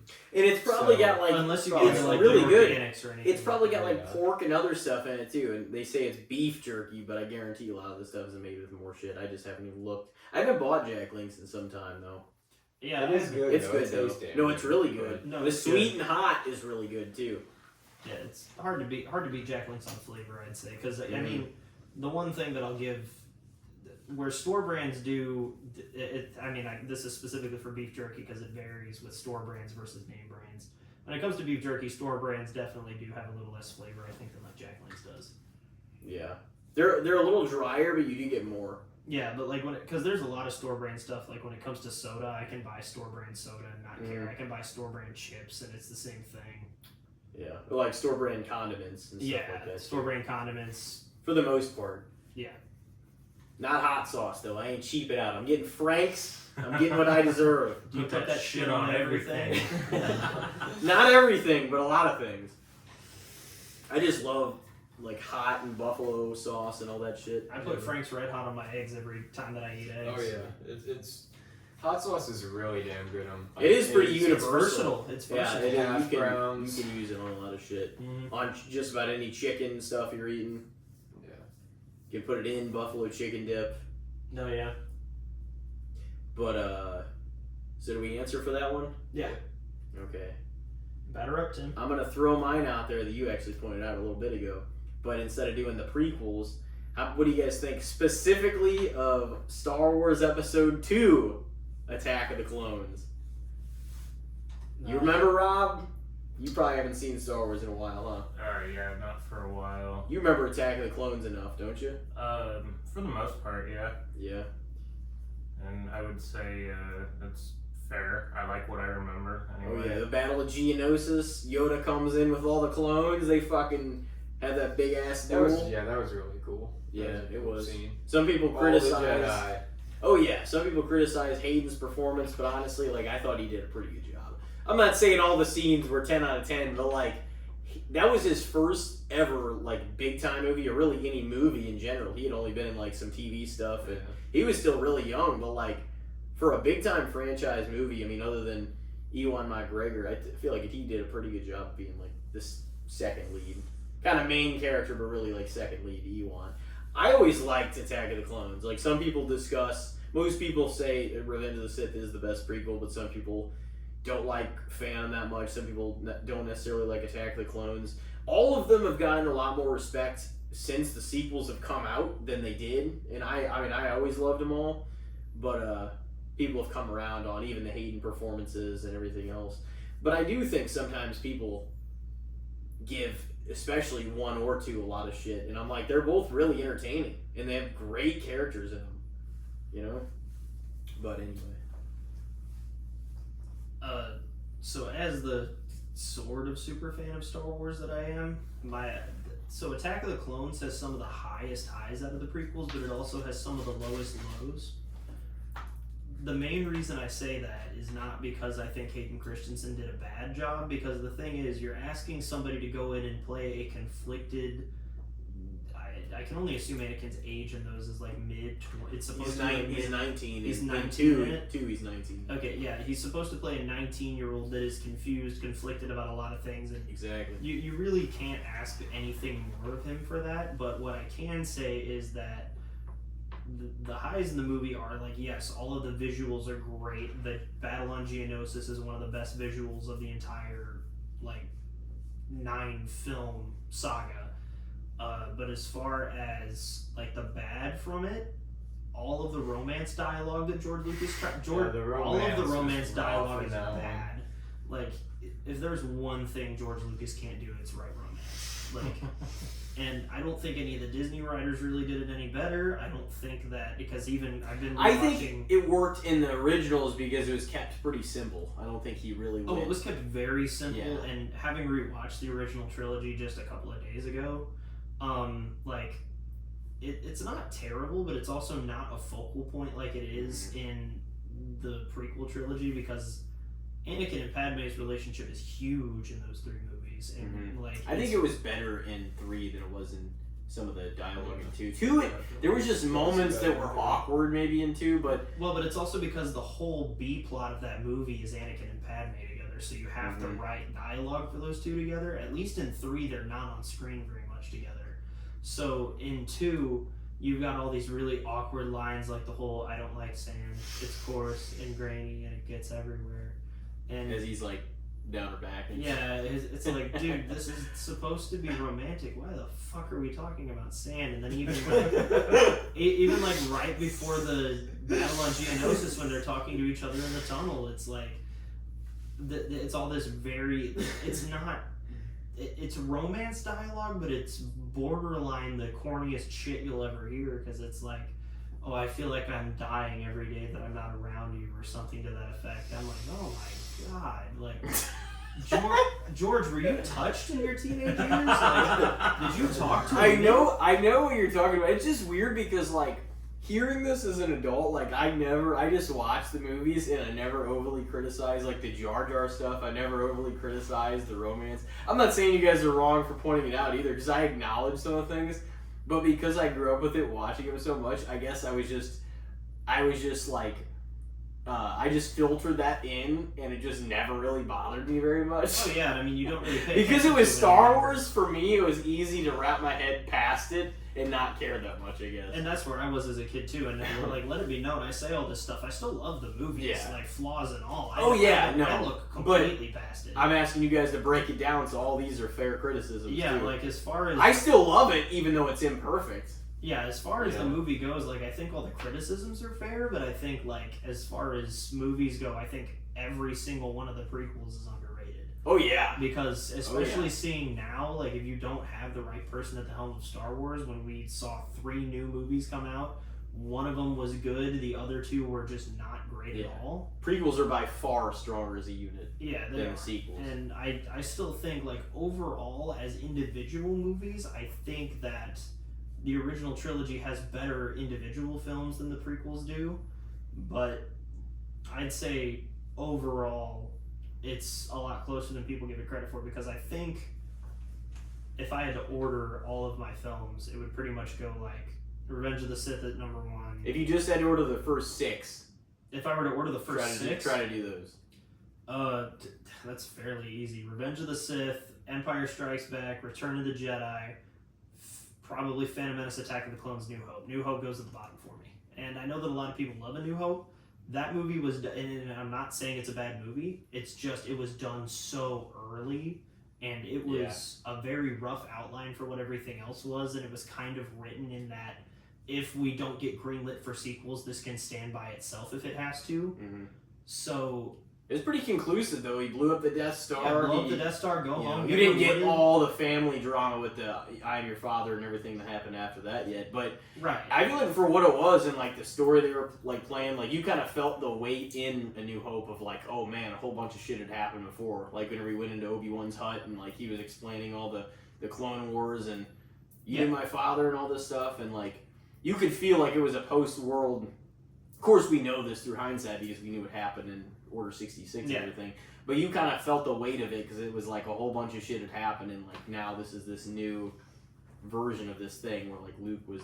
He thought that the chosen one after Anakin fell to the dark side. He thought Luke and Leia basically became the chosen ones. You know, that's what he was wrong about. It was actually still Anakin that was, you know, redeemed himself in the end. But Obi-Wan, after everything he had seen, had reason to believe that because of all the bad shit he had done and killing younglings and, you know, basically choking Padme and stuff.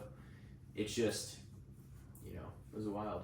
Right. It's hard to order the first 6 for me, though, because like I can get to like the first 3 and then I don't know kind of. And I mean, that's kind of where I'm at too, because I know definitively where I'd put the first 3. The bottom 3, I'm like, I think A New Hope's at the bottom, but then Attack of the Clones and Phantom Menace. I love the third act in Return of the Jedi. Like it's arguably the strongest third act of most of the movies.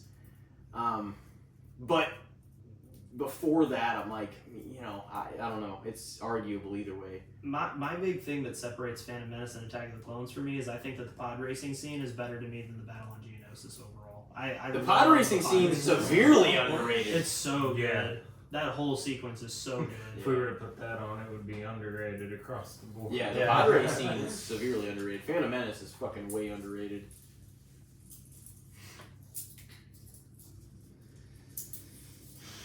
Attack of the Clones. I know you like it. Yeah, I do. I really like it. I'd probably say a little underrated. I feel like it gets a little online hate. Probably like not as much anymore because everybody throws all their hate at the sequels now. So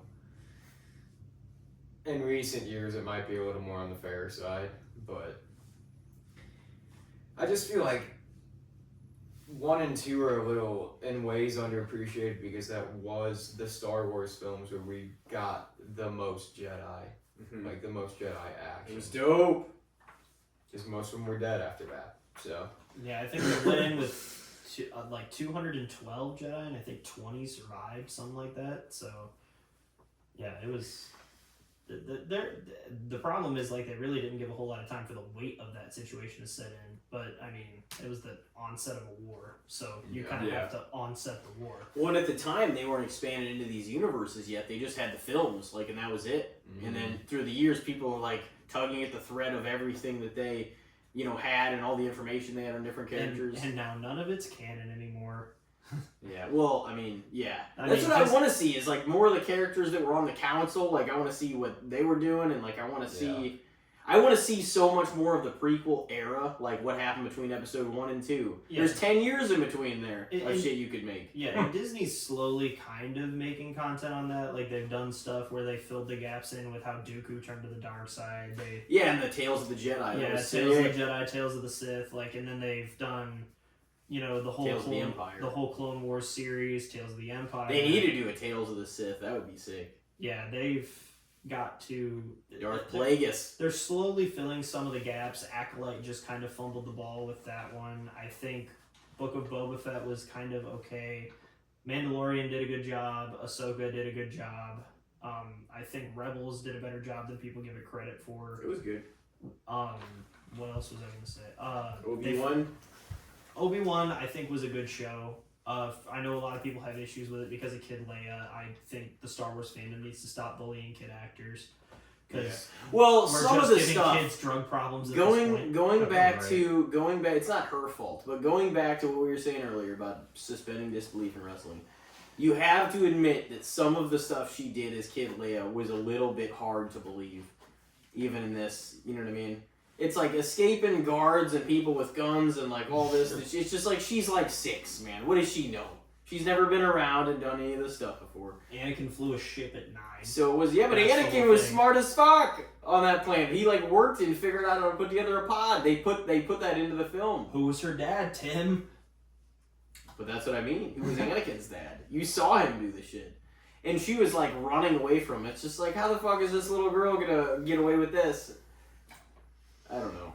But see, it didn't make me hate the show, but some of it also, like what's her name, Reva too. I thought a lot of it surrounded her for no reason because like it was very inconsequential because she's never in anything else, and they almost made like the subplot him and Vader, and it's like him and Vader should have been like the main thing, and he should have been guarding, you know, Luke, or even if he was doing something to look out for Leia. Like, I don't know, I feel like it should have been focused on something else than it was. And there were some strong points to it, and I did love the finale. But it wasn't perfect, and it wasn't the way I wanted it to be, is what I would say. So for that, I can't, even though I love Obi-Wan more than anyone else in Star Wars, like character-wise, I just don't think I could put that whole show over, you know, The Mandalorian by any means. Even though he's definitely a favorite character, and I was like, that was a show I was, you know, definitely ready to consume all of. I wish they do another season, you know? Yeah. Just something. It would probably have to be on Tatooine of something that he did, but... Yeah, because about the only other thing that he did on Tatooine to this point that we know about is that he killed Maul when Maul came back to Tatooine later, but that's shown in Rebels, so that gap doesn't need to be filled. Nope. Unless they really want to get Ray Park to come out and... They said they were exploring ideas, but that doesn't mean anything. And like and I mean they really don't need to do a third season if they don't have a concrete idea for what they want to do. They shouldn't for Obi-Wan. Oh, there's only been the one season. Oh no, they don't need to do a second season. I'm sorry, they don't need to do a second season. I'm thinking of Book of Boba Fett because it got like Yeah. 1 or 2 seasons. What was your analysis of that show? The Book of Boba Fett. Yeah. I gotta be honest. I haven't even watched it. I'm a big fan of Star Wars, but I skipped Book of Boba Fett because I heard a lot of people say that it just wasn't really worth anyone's time. Some of the Mandalorian stuff was in that. Like they showed some. Yeah, cool even shit though in I there. heard that it was kind of a Mandalorian like half season, pretty much. It was like an episode and a half. Yeah, it was kind of like a supplement for Mandalorian, and I was just like, But no, I mean, looping back to Attack of the Clones, I think Attack of the Clones is underrated overall. Mm-hmm. Obviously, I always think that it's been fair. I thought it was great, but yeah, I think it's underrated overall. What'd you say, Rob? I said it was fair, mostly because I don't have a whole lot. Like, I remember bits and pieces of the movie, but I'm not a big Star Wars fan like you guys. Not that I hate it, I just... Yeah, no, this is one where Ryan would have a lot more to say. Yeah, definitely. But I just, like, I saw the original trilogy as a kid, and then I saw the prequel trilogy pretty much as they came out, because my brother-in-law, big Star Wars fan too, so for like 90% of my life I've lived with a Star Wars super fan, and yet I don't have very much knowledge of it. Well, at least you're honest. Yeah, I was gonna say he's living in a house with a whole map of the galaxy printed up and posted on a wall somewhere. Yep. Well, so I guess you said fair, we said underrated. Who wants to go next? For the second round here. Move back to Elijah, Rob. Yeah, I can go. This is kind of just a really random one, but like the other weekend, I was with my girlfriend and we went to like Marshalls and Home Goods and these kinds of places. Mm-hmm. And as you do. I'm like walking around, and after a while, like I'm like, she's taking her time, she's looking at her stuff, it's fine, it's whatever, I don't care, but I'm just like, I wish there was more spots where I could just go chill. Or I could just go take a seat, you know what I mean? No, that's fair. So what do you think, like, common seating areas in public places? Like, as in, like, there should be, like, the opinion on there being more of them? Yeah, just in general, what do you think? Do you feel like there's an adequate amount? Do you think there should be more? There is absolutely not an adequate amount. As someone with a girlfriend that likes to look at shit, sometimes I'm like, oh my god. Yeah. I agree with Elijah. Like, why can't I just go sit somewhere and it would be fine? I In feel the middle of every store, they should just have, like, at least, like, just a little cubed off A little lounge. section of benches. Yeah, or my something. girlfriend's is like, it's more Ross and Goodwill. She'll spend all kinds of time walking around in those stores and she'll scour for like everything. And I'll go through and I'm like, I don't really have anything I need to look at in here. And I'm like, I just want to go take a seat somewhere. But yeah, I'd say anywhere would benefit from having a little bit more public seating. I mean, shit. Just because, I mean, and that goes ditto for the other side of the coin if you're with somebody and they're not really interested in the story. Yeah. But, yeah, no, definitely there should be more. Like, let every place be kind of like a mall where there's a bench every few feet, you know? Yeah. Because, I mean, there's also a lot of people that, walk on walkers and canes and different shit. Like, I'm sure there'd be people that would appreciate being able to take a seat. Yeah. Bob's clientele. For sure. And my mother. So. But yeah, I'd say there should be a little bit more public seating. Maybe put a nice soda fountain in there too. Little lounge area. Goes back to the whole vending machines thing last time, Rob. Oh, yeah. So, like, I was like an NFL coach going for it on 4th down. She's like looking at something in an aisle, and I'm just like squatting real low. Yeah. She's like, are you good? I'm like, yeah, I'm just. Yeah, I'm good. I'm just. My legs. Legs are tired. We've been standing in the same spot for 5 minutes. It would be nice to have a nice little seat. Yeah, I'd say You don't have one. overall not enough. No. I agree with that. Need more public seating, man. What are we doing? Right. Maybe some more of those mall massage chairs, but don't charge $10 for the damn massage. Yeah, just pop a few quarters in there. I Right. mean, nowadays, just scan a card, just tap a card. Exactly. Hard to believe we don't really have like card operated gumball machines yet. That's funny to me. We don't even. I don't even really see gumball machines anywhere anymore. Like in the mall. Yeah. That's Yeah, all in the I get. mall, and that's it. And, I think they have them at hospitals too, because I unfortunately have a girlfriend that frequents the hospital. And I'm pretty sure they got a gumball machine in there.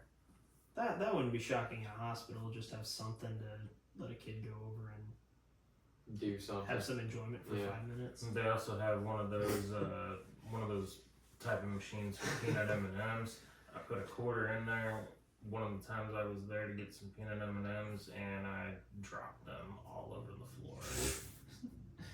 Oh my god. See, I always thought those candy machines were weird as fuck, though. When you, like, they just dumped out a pile of candy. Yeah, it's like a pile of candy out of a metal. I just gotta machine. like cup my hand under and just push on it. It's Yeah. like, it Thinking just about- doesn't feel. No, and I mean, you think Like about it the- more and more, you're like, somebody just probably, there's probably some gross kid or guy that just dug their whole hand up Oh, in yeah. that Wipe their pile. ass crack and Yeah, then they just reached in grab there. the candy. So you're on there just digging at their chode cheese and their ass crack and just. Well, with that being Just- said, I'm glad those M&Ms hit the floor.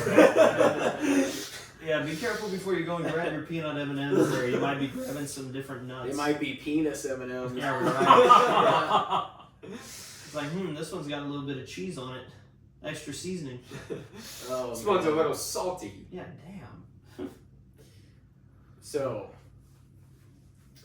seating. Yeah. Seating, yes. More seating.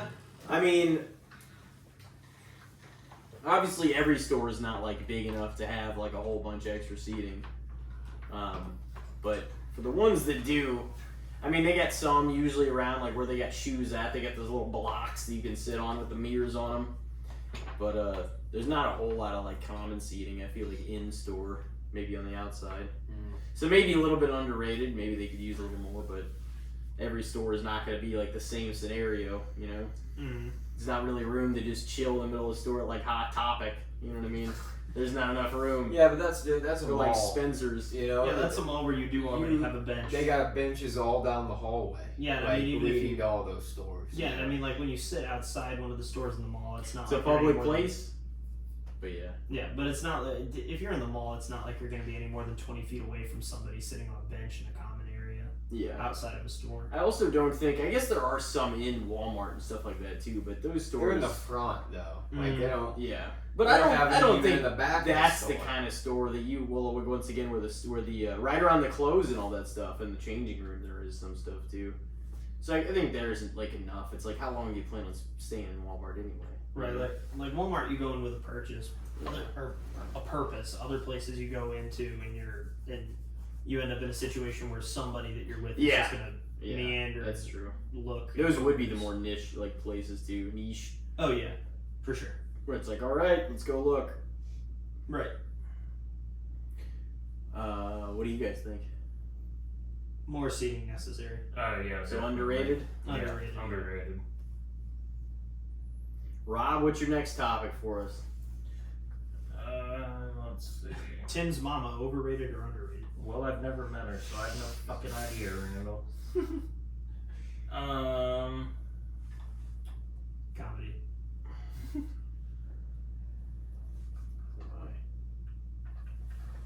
I'm just being a wee bit indecisive here. No, you're good. I feel like he's trying to decide if he wants to cause chaos with one of these or not. No, not really. Just what I think is the best out of what I have. It's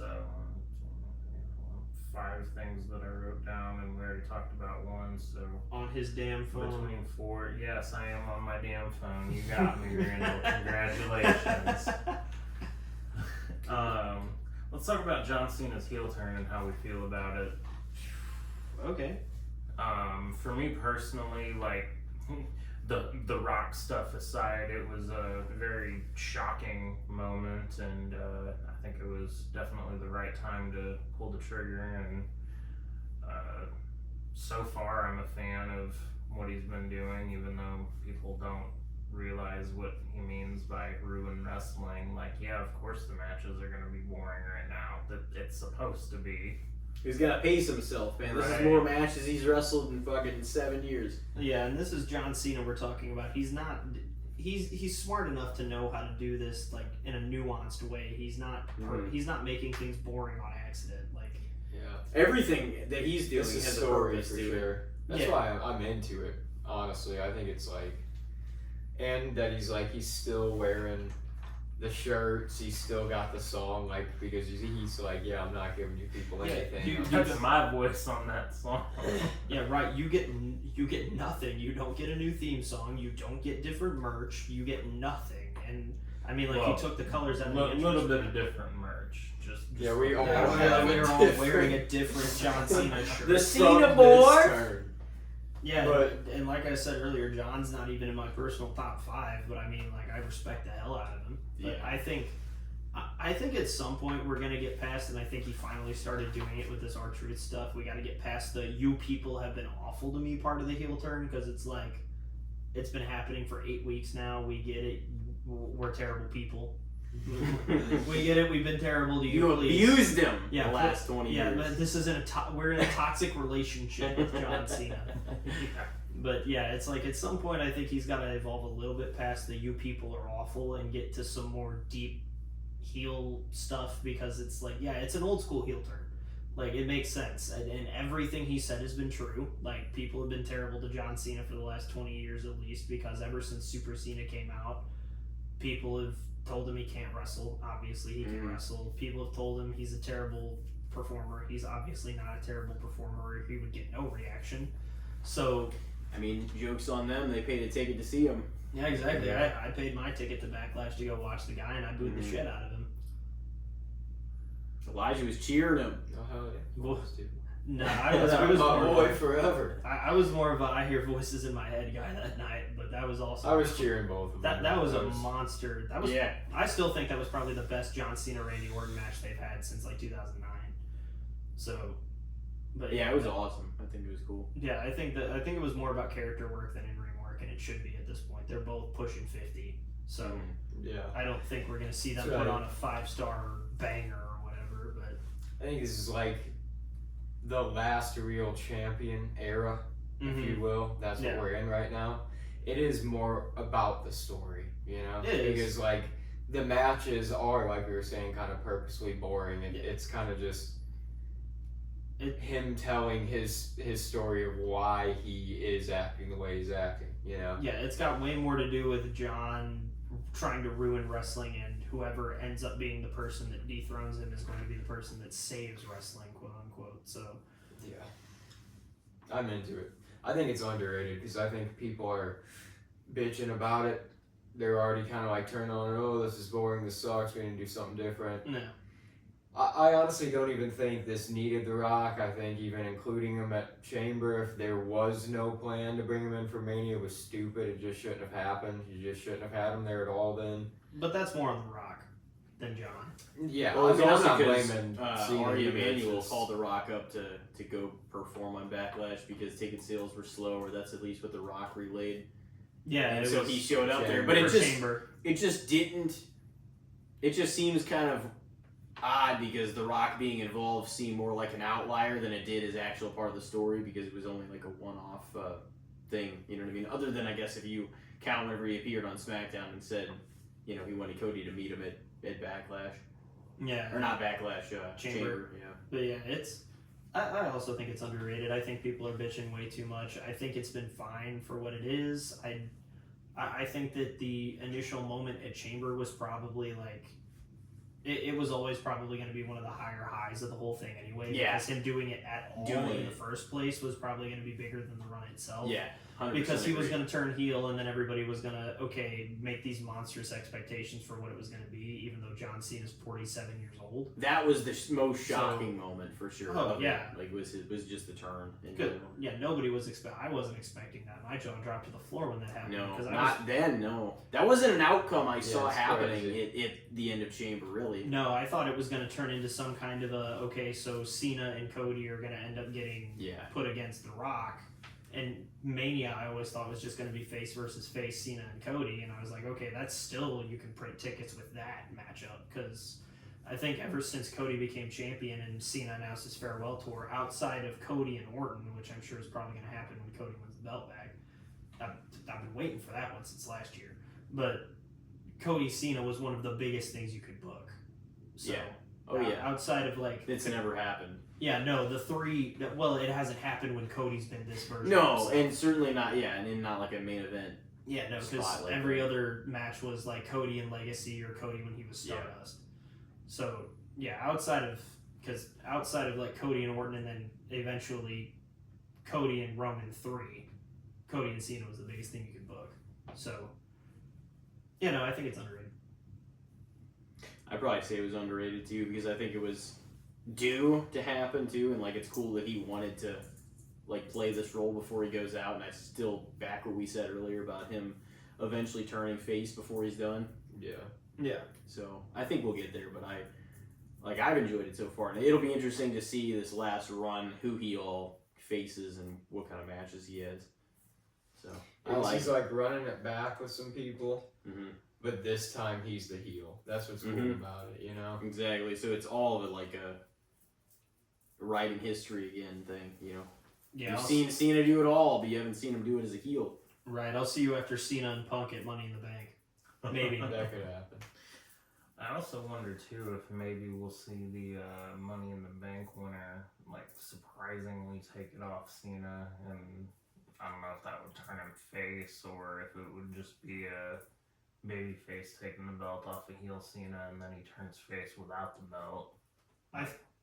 I think we're due for a long Money in the Bank holder though, because last year Drew cashed in same night, so And the year before Priest had did held hold it for a long while, time. So But maybe I think we're due for a middle kind of thing. yeah, it could be in the middle, but I almost wonder. Or we get a same night cash in that's successful this time. Right. I mean, it really all depends on who's in the field, because like usually out of the field you can pick who the winner is, and then once the person ends up winning, you can kind of figure out if they're going to have a successful cash in or not.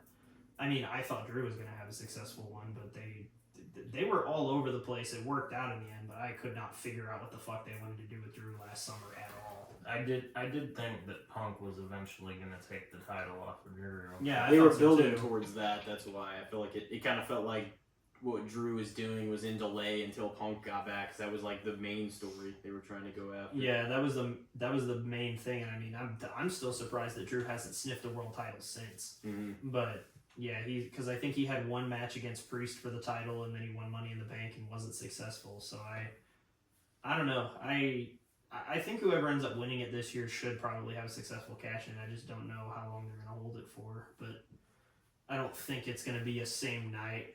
But I also don't think if they do anything, I think that whoever cashes in at the end of Cena versus whoever he's actually gonna get booked to drop the belt to. And then that's the feud you go forward with from there. And the funny thing is, Money in the Bank was actually one of my things on my list for topics for good, bad, and shits. Like, the but- match as a whole. Yeah. But what I was gonna say Perfect, no notes. is I am usually more partial to wanting to see a successful cash in. So Yeah. The pop from a successful cash in is very hard to match. Yeah. Especially like if you look at Dolph Ziggler, if you look at who are some other big ones. They've all been. I mean, Rob Van Dam. Even though he announced his, Rob Van Dam was probably one of the biggest. That was Oh, sick. yeah, that was a huge Yeah, one. that was a huge one. I mean, he announced it in advance, but it was worth it for the Hammerstein Ballroom. Where Yeah. Cena, that was like Cena's first big "I'm in enemy territory." That was match sick. happened. yeah, my one hang up though is like in obviously the real answer is because it was written that way, but like for in kayfabe, why in the fuck would you ever cash in for something other than a world title? Like, No, that's a fair point. I It's a really fair point. I think I it's don't- fucking goofy too. don't think Triple H has any idea what he's doing with Austin Theory. I think Austin Theory was a Vince McMahon guy, and that's kind of why they just don't know what to do with him after this. Mm-hmm. I mean, I Him think and that's Grayson Waller have been about to break up for a year and a half. It's Yeah. like, What are you guys doing? Yeah, I know, and they were finally acknowledging it on TV, and I'm like, just fucking do it. They want to see, like, Austin Theory and Finn Balor are two guys that everybody just wants to see as baby faces again, and they just refuse to do it. Because I think Make them, just team them up. Fuck it. Raw needs more tag teams. Yeah, I guess. I mean, Yeah. I don't know. I feel like those are two guys that are just stuck in place right now.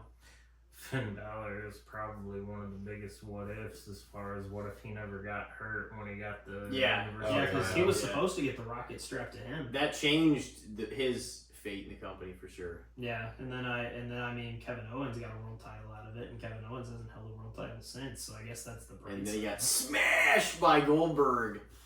It really should have been Owens Jericho for the Universal it should title, have been. or you could have had because Jericho was U.S. champion. You Give could a have title had to title Goldberg. for But exactly. we needed Goldberg again versus Brock. Honestly, though, their Mania match, their best match. Yeah, It really was because they actually did, at least 6 moves instead of 2 or 3, and a lot of pushing around. WrestleMania 20 was still their worst one. That was even worse than fucking their smash, like the When Goldberg came back and whooped his ass, that was the best one. asking Goldberg to go longer than like 10 or 15 minutes is just a bad idea. 10 or 15 seconds with his old ass these days. Yeah, really, it's just Honestly, though, when he had that like 11 or 12 minute match against Bobby is like one of his last matches, that was surprisingly good. yeah, but that's also probably because it also really depends on who Goldberg's working with. Yeah. I mean, because the reason it worked against Lesnar this time around was because it's like, okay, listen, suplex, spear, jackhammer, go home. Yeah. Yeah. Break the barricade in 2 different places first, Yeah, right. too. It did not 4 work. F5s. It did not work with The Undertaker at all. No. No, but Taker also just wasn't in shape for any of that. He was grasping at straws for a good last match, and he didn't get it until it was a cinematic match anyway. Boneyard Yeah. match was sick. Yeah. I think I got my my next topic too in a word. Have we answered on Cena's heel turn yet? Yeah, we all said I think we all said underrated. underrated. Yeah. But jumping right back into what we were just talking about, I thought of it. I'm like, let's just throw it out there. So what do you guys think about Goldberg? I guess you could say Goldberg's last match or Goldberg having one more match and then wrapping it. Do you think it's important? Do you think it's overrated, underrated, fair? You think he should get his last match and then call it a day? You tired of him? So You before big I on him? answer what is currently Goldberg's last match? Like, They it's not think coming to me. like if It's gonna be No, Gunther. like because what was the last match that he Oh. wrestled? I think Roman, right? Braun Strowman? I think it was Roman. In Yeah, one of it the was. a It few was years during- ago at like Rumble or During the Thunderdome. Yeah, I think it was Roman during his Universal title run that went years, because that was supposed to be the Mania 36 match before Roman pulled out. and then Goldberg just interjected his opinion. He's like, "I'll resign if they put the belt on me, take it off of Roman." Well, It was like, I don't know if they're that desperate to resign you. No, they definitely weren't. But Like I a think, 55-year-old man, 56. yeah, right now the big prevailing thought is that he's going to wrestle Gunther at some point. And Yeah. I just don't want to see Gunther go. Some through people that. think it might be SummerSlam. I That's what I'm hearing. don't want to see Gunther have to fucking go through that. He worked too hard for too long for them to show. Because Pat McAfee's one thing, right? Like, I mean, if you want to put This is somebody against Gunther's Pat side McAfee, quest year, it feels like. He's I mean- just like, he's not. This is going to be the year they kind of keep him away from a title, maybe, and just see how he does. Well, it's because they booked his title reign not the greatest ever. Like, I don't think his title reign was booked very well. Yeah. Like, they could have booked it better than they did, but also, like, I just feel like he's taken too seriously for them to shove him in a match with Goldberg. Because Gunther's whole thing is being able to wrestle and go, and, he's hard-hitting style, all that stuff. Goldberg at this point is just spear jackhammer, let's get out of here. That's the same thing he was in 1998. Exactly. He's been the same thing. It's just, let's just spear jackhammer, go home, At this point, collect our paydays. Yeah, easy peasy. Let's get out of here. Because, like, do you see Goldberg taking a Gunther chop? 'Cause I sure don't. Do we think that's? And I know that's what it looks like they're gonna book if they book Goldberg in the last match. But do we think that's the best mesh up for him? I mean, who's a better one if not? You know what I mean? Somebody that can do a quick, lightning fast match. Somebody that's a big boy that can go And Braun And Joe Strowman's quit. gone. And just so Goldberg can whoop his ass. No, you know, honestly, now that I think about it, Braun Breaker would make a great one. Otis. This is a crazy Well, goal. that depends. For Goldberg's last match, are we trying to do have somebody like slay Goldberg and have him go out on his What would back? you do? Or I'm thinking I'd probably just have somebody out there that it doesn't matter if they get killed with a spear, jackhammer, one last hurrah for So Goldberg. you're a proponent for giving him one last hurrah. I think you have to, only because his last match at this point was in the Thunderdome, Yeah. and I know a lot of people aren't big on the fact that he's pretty much always been spear, jackhammer, go home, but Mm-hmm. you can't deny how over he was at multiple points in his career just on doing that. No, I don't want to take anything away from him, but especially because, like, if you put the belt on Goldberg earlier during Triple H's reign of terror, I think he could have been a great world champion for WWE at the time. You should have just had Goldberg kill everybody in the chamber, Triple H included, and But he was a done with it. WCW guy, pal. Yeah, and I mean, like, That's not good shit. yeah, I was gonna say I could have taken a whole different topic and gone into Sting's booking in WWE. Oh, it was fucking horrendous. The Yeah. shits. Actual Yeah. the shits That because was he the didn't win a shits. single match, and I think he only wrestled 2. That might be the shittiest thing on the whole Good, the Bad, and the Shit's history. Yeah, really. Sting's booking in WWE. Yeah, that was great. Wrestled at WrestleMania 31. The NWO came out and helped him, and he still fucking lost to Triple H and shook his hand afterwards. The reasoning why he won didn't even make a goddamn bit of sense. Like, Triple H tried to word salad with you, like, give you, oh, well, this and this. And it was just like, you didn't even answer why you ended up going over. Just say What are you talking about? Just say you don't like WCW. Well, because The Rock was supposed to be involved. We're going to do this mixed tag, and then that fell through. It's just like, but how does that make you beat Sting? I don't, because it's really just Because he was a WCW guy. yeah, it's really just admit That's that you why. admit that you guys can't get over the fact that you hate WCW. I It's killed him. okay. Yeah, it's okay. Just because they beat your ass It's- for yeah. 83 weeks. Yeah, He was burned about that though. That's why he wanted to punish them for fucking decades, and it's over. Yeah, and that's You why bought the company. and that's why you couldn't get any, never let it go. and that's why you couldn't get any WCW main eventers to come over to WWE after. Dude, I did not blame them for holding out, like seeing the No. way it played out. Also, you're still getting paid a fuckload of money To sit at film. home, Why Yeah. wouldn't you? millions of bucks. Yeah, Diamond Dallas Page got completely fucked over in his Yeah. booking, and I think that's why a lot of people didn't go over. after Hall, that. Hogan, Nash, Sting, Goldberg all sat at home, and those are like And the I- biggest guys. And I remember Nash saying at one point, he was like, oh, my choices were go on the road and take bumps, or make more money, sit at home and smoke pot. Yeah. Yeah, Who said that? Kevin Nash. Oh, well, yeah. Because of course he That did. makes sense. Oh yeah, no, he's like, I'm just gonna get paid, you know. Oh yeah, I mean, yeah, but all this to say, if Goldberg's gonna have a last match, it should be against somebody else that has an arsenal that can put him away quick. I think. Mhm. I mean, if you want Goldberg to just obliterate somebody, do it against some top heel that's not gonna lose any. I got it. You bring back The Enzo Miz. Amore just to get killed by Goldberg. I think hear this that is shit. I think this is important to a degree though, because unless they're going with this route with Gunther, like you were saying, like you don't really want to make anybody look terrible by losing to you. Like he's getting up there and stuff too. Not that he still can't look good in the ring, and I'm sure he's kept himself in pretty good shape. But like, who are you gonna have Goldberg beat if he does go out on top? I'm not saying he can't go out on top because I see that point as well. But you got to put him against the right guy if he wins. You know what I mean? Without it hurting them necessarily. Yeah, if we're talking Goldberg has to win, then you have to pick somebody that's either a long-standing legend, which means like have him beat Cena in a non-title match, or have him beat Cena after Cena drops the belt. I don't see them doing that. He could beat Randy Orton. I don't see them doing that either. Yeah. Like there's not a whole lot of heels within the company that can just eat a loss from Goldberg and come away from it unscathed, because like Yeah. Drew already beat Goldberg, so you can't book that anymore. There's no Bobby Lashley around. Brock's not coming back to the Braun's company. gone. Braun's gone. Yeah. It's like, and if you put him against Braun Breaker better win that match. Yeah, Otherwise, it's going to kill his That momentum. that would hurt it if he. Yeah. I think they should stay away from that. Yeah, you can't put him against Seth. You can't put him Bronson Reed's not here. He might Bronson be Reed's not interesting. around, but he'd be interesting. But I still think Bronson Reed would have to win. What Yeah, about you Jacob Fatu? Jacob would have to Fatu would win. have to AJ win too, Styles. yeah.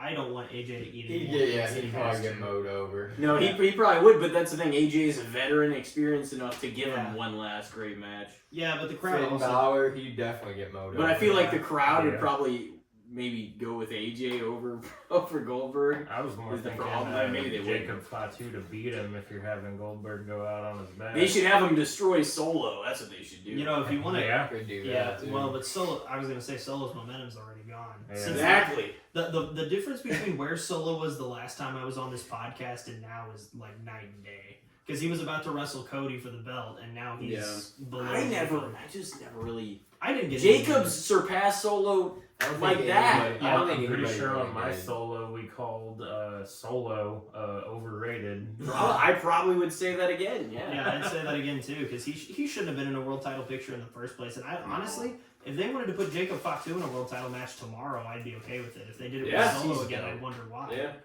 Because He just doesn't. There's just something he doesn't have. Like he doesn't really. Solo doesn't do anything to draw me in. You know? Yeah, Right. it's- I guess they call that the it factor. Or Yeah, At least they're whatever. leaning into that now. Oh, It's yeah, kind of like it's- Solo's jealous of Jacob. Yeah. and- Yeah, it's crazy that we were sitting in a stadium a few weeks ago at Backlash, and LA Knight was in a match, and Jacob Fatu was getting louder chants. Because Yeah. even like LA Yeah. Knight's cooled off, and he still gets some of the loudest reactions from the whole crowd, Mhm. and everybody was still chanting Fatu. LA Knight, yeah, he had a great reception. Like, Oh, I'm yeah. glad we always bring it like that, man. Because, like, St. Louis, like, that's why they Oh, keep yeah. coming We really back do. here. Yeah. Because, I mean, even though we're not as big as some of these other markets, our crowd is always intense and passionate. They always make noise. They're never just... Yeah. And, like, that's probably a bias, too, but I'm like, you watch it back, you're there live, you feel it, and you're like, I feel like we're a pretty damn good crowd. Like, I know some of those European crowds go just crazy and make noise every part of the show. Yeah, we were the. But we, as far as domestically, I mean, like, there's not a whole lot more markets that have a better crowd than St. Louis. yeah, we were the first We Want Cody crowd. Yeah. Yeah. I was And there the that thank night. you Cena at the end of it. Yeah, thank you. That was Cena the at first end of time he it. heard Yeah. that in a defense, and he was like, it just like shifted something, and I was just, Uzi was also in St. Louis. Uzi was St. Louis. Yeah, it's like we've started some trends. so. And I think we set the tone. It's going to be an emotional ride for him. Aside from the character, as a person throughout the rest of this reign, you know what I mean? Because it's going to truly settle in the last time everything. one of the best crowd reactions from St. Louis, I think, was whenever we were it was that We Want Cody show, and then Seth opened, and the Rocky sucks chants threw him completely off, and he went off script and said, "I'm not gonna lie, I wasn't expecting to hear that one tonight." And yeah, St. Louis brings it every time. But yeah, definitely as far as Goldberg's last match, I don't know, have Dom get squashed, have Braun squash him, either way. They could do Dom. Either way, it's probably going to be an overrated Yeah, one. Dom's pretty What do you- bulletproof, Dom I could feel eat like. Yeah, Dom yeah, could eat a pin. yeah. It'd be fine. And what do you think, Rob? You think it's overrated? Goldberg underrated?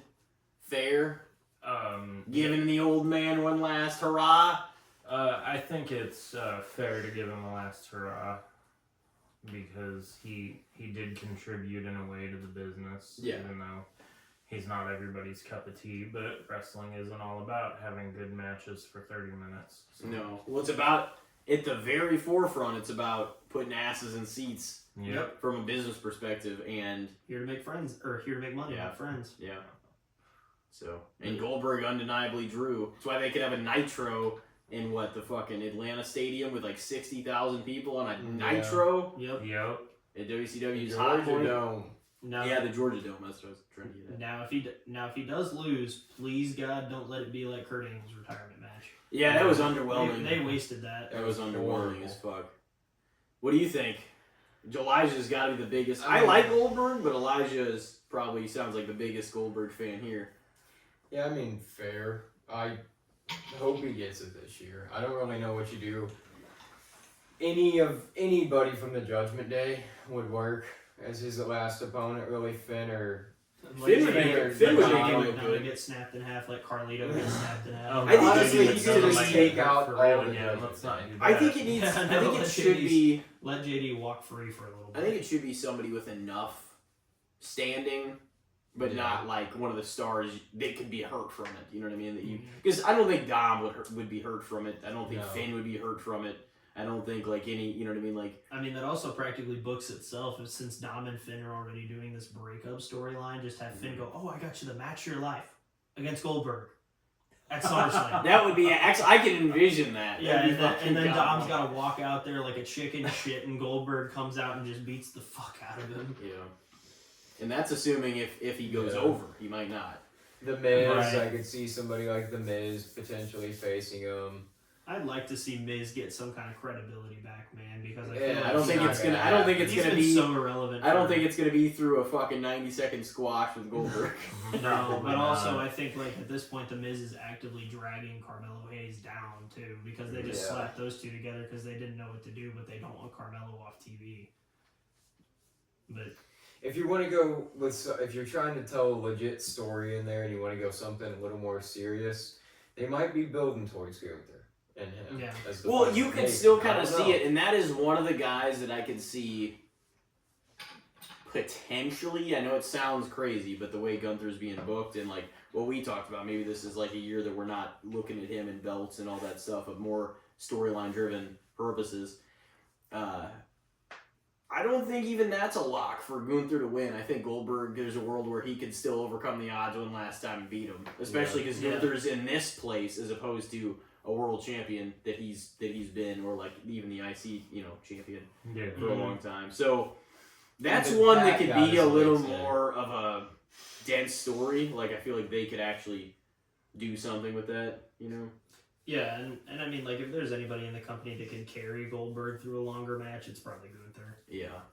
Yeah. Just make Goldberg sell for most of it. We go through all these scenarios and we end up at we're like, yeah, maybe that makes the most sense. Yeah, It might though, honestly. It might, you can kind of add some complexity to it, and like Gunther can definitely sell it on TV when Goldberg's not there, and I can see it playing out. At the end, If you can't see it, that's Yeah.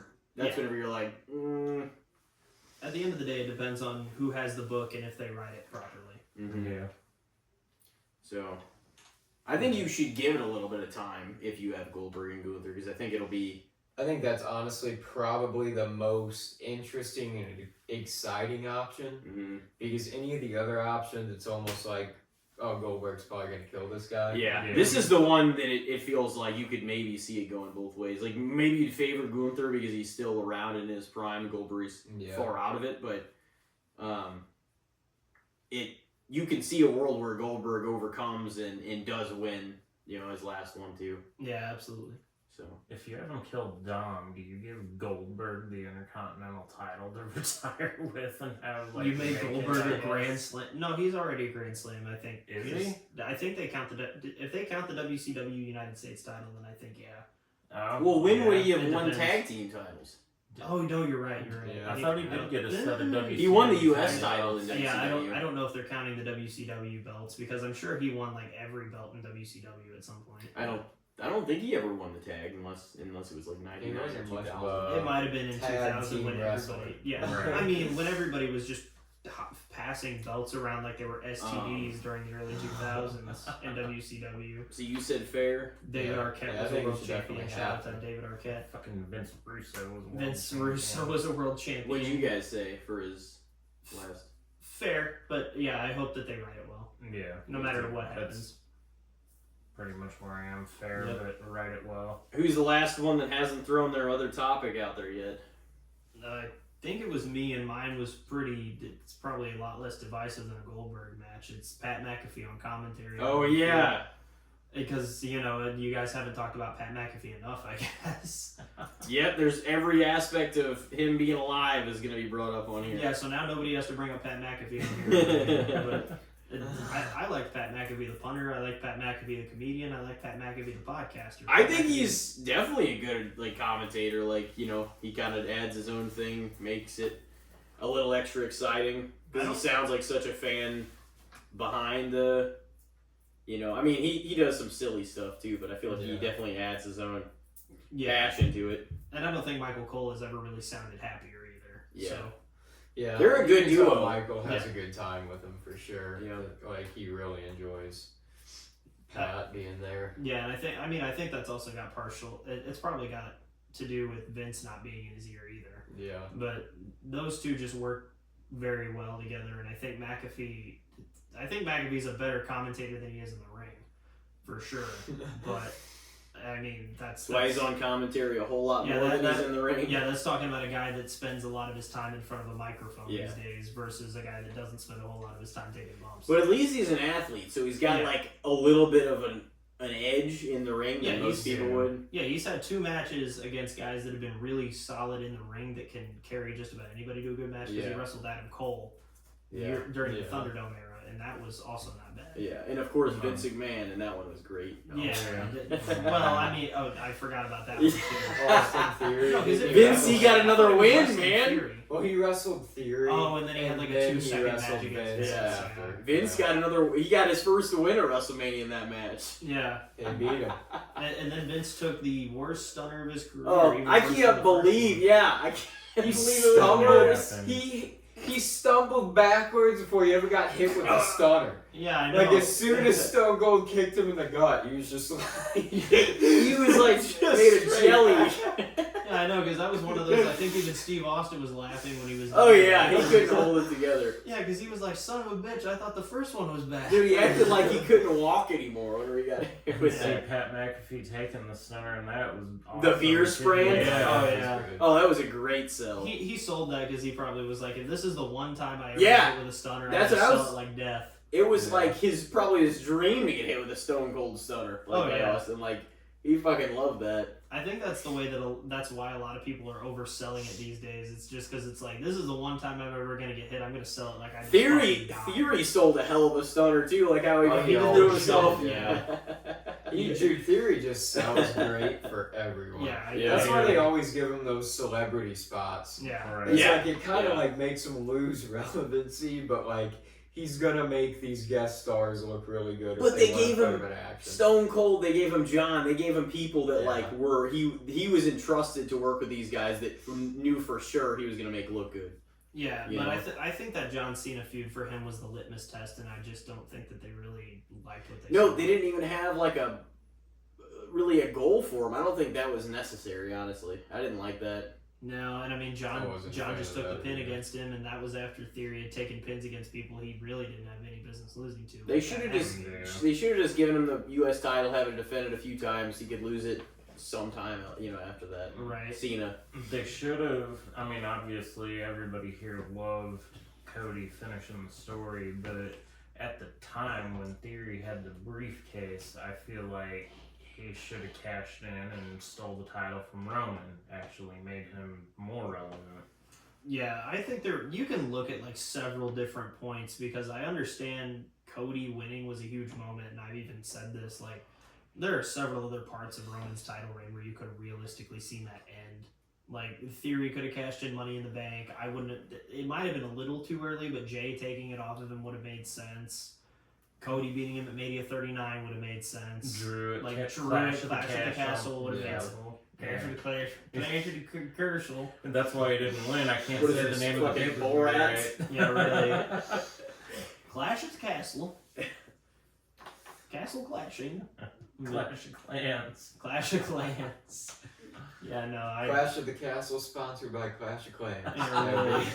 Oh my god, the fact that they made the War Raiders come out wearing Clash of Clans stuff at Mania was ridiculous. Yeah. I'll still say top moment for Mania 41, definitely just Joe Hendry coming out. But he loves them. I do love Joe Hendry a lot. I think he's... But when they first announced that partnership with TNA, I was like, there's two people that they did this for. It's to get Jordan Grace, which they already got, and it's probably to get Joe Hendry at some point. And I mean, he's already got the stamp of approval from Randy Orton, so it's kind of a foregone. He was happy to lose to him in 7-8 minutes, whatever it was. I mean, shit, I would have been too. Like, it's like you it was get probably more... much less than that. It was like 3 or 4. Yeah, it was like 3 or 4 minutes, but you get more exposure in those I don't know 3 or if 4 it was minutes. that short. Yeah, it was. It was very short. Really? Like, they really did. I don't think so. They really did, like, biggest hits in RKO. Yeah. because I think Hendry hit pretty much everything except his finish. Because he hit, like, I think he just did the fall away slam, did the kip up, did the turnaround spot, and then Orton hit him with an RKO out of nowhere. What was? Oh yeah, Pat McAfee. Yeah, McAfee on commentary. McAfee on commentary, I think he... Oh yeah, it was 3 minutes and 10 seconds. Holy shit. I thought it was like 7 minutes at least. Yeah, shout out to Kevin Owens. Hope he has a speedy recovery. But also, they had to kind of put that together really short because nobody knew that was going to happen with Owens. Right. Yeah. As far as McAfee on commentary, I would also say he's underrated. I very much enjoy him. I think him and Michael Cole are a great commentary team. For me personally, the announced teams, like I was saying to Randall earlier, I would have Cole and McAfee on one show, and then I would have Corey Graves and Wade Barrett on the other show. I think that might be the best they could do it, Yeah, to be honest. Even if they went back to the 3-man booth with Cole, McAfee, and Graves, I'd be okay with that because Corey Graves is too good to be on NXT. Like, I like NXT, but he should be on one of the 2 main shows. I'd be for that, but I think Graves and Barrett would be good enough for sure to be on their own, and then you make both shows strong. Yeah, and they did a few different shows announcers. just by themselves for a while. I think it was when they were working on getting it was during that era where McAfee was out doing his college football thing, and I think they were still working on getting Tessitore, which I think Joe Tessitore's fine anyway. I don't think he's bad. I think he's fine. He doesn't factor in for me when I'm putting together my dream announce team. No, and I mean Tessitore to me is a better like mainstream sports announcer than he is a wrestling announcer. They brought him in to generate more attention. He does like a lot of football. like boxing and stuff. Yeah, too. he's very good at college football. I would probably agree and say at least this is probably the first McAfee one I'm going to say that for, but I'm definitely going to, I think, say underrated as far as his commentary goes. I mean, I'm not saying, like, there's not little things and I'm just like, why the hell did you even say that? But, like, you know, on commentary, you say so much shit. But I think he's good because he's impassioned, he's excited, he's pumped to be there, he generates a lot of attention from outside sources and everything. Yeah, I think he's great on commentary. Certainly not as the play-by-play guy, but as the guy that's doing the extra, some of the color stuff, and making the bonus, making the big like moments feel bigger. I would say, but absolutely, don't have him on play-by-play.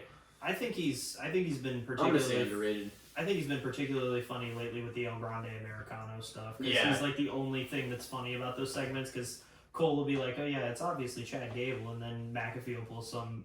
Because he does it's the heel shtick where he pretends like, oh yeah, no, this is definitely not whoever's under the mask. Yeah. But he does it in clever ways. It's just like, Cole, I don't know why you're talking about Chad Gable. This is El Grande Americano. Stop saying it's Chad Gable. It's like the tattoos match, the gear matches. Bro is out here saying gracias instead of thank you. Gracias. Elijah, what would you say on Pat as a commentator? I'd say fair. I think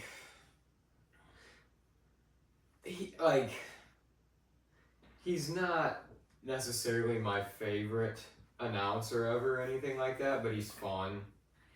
And he matches the current era of WWE, and Michael Cole has a great time with him. Like, whenever he's gone for a while, he makes you miss him, You're happy to see him come back around.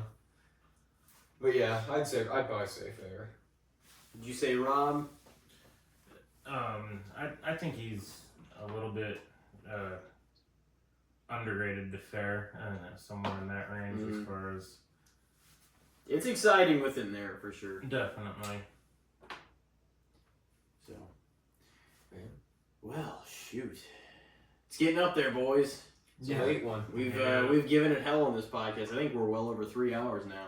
And I gotta work in the morning. Yeah, damn near 3.5. Yeah, I was gonna say we got jobs. Oh yeah, we do. We're not like Heath Slater. We got jobs. No kids though. Yeah. No kids. Nope. Alrighty, well. Brock Lesnar wouldn't give a shit about our kids anyway. No.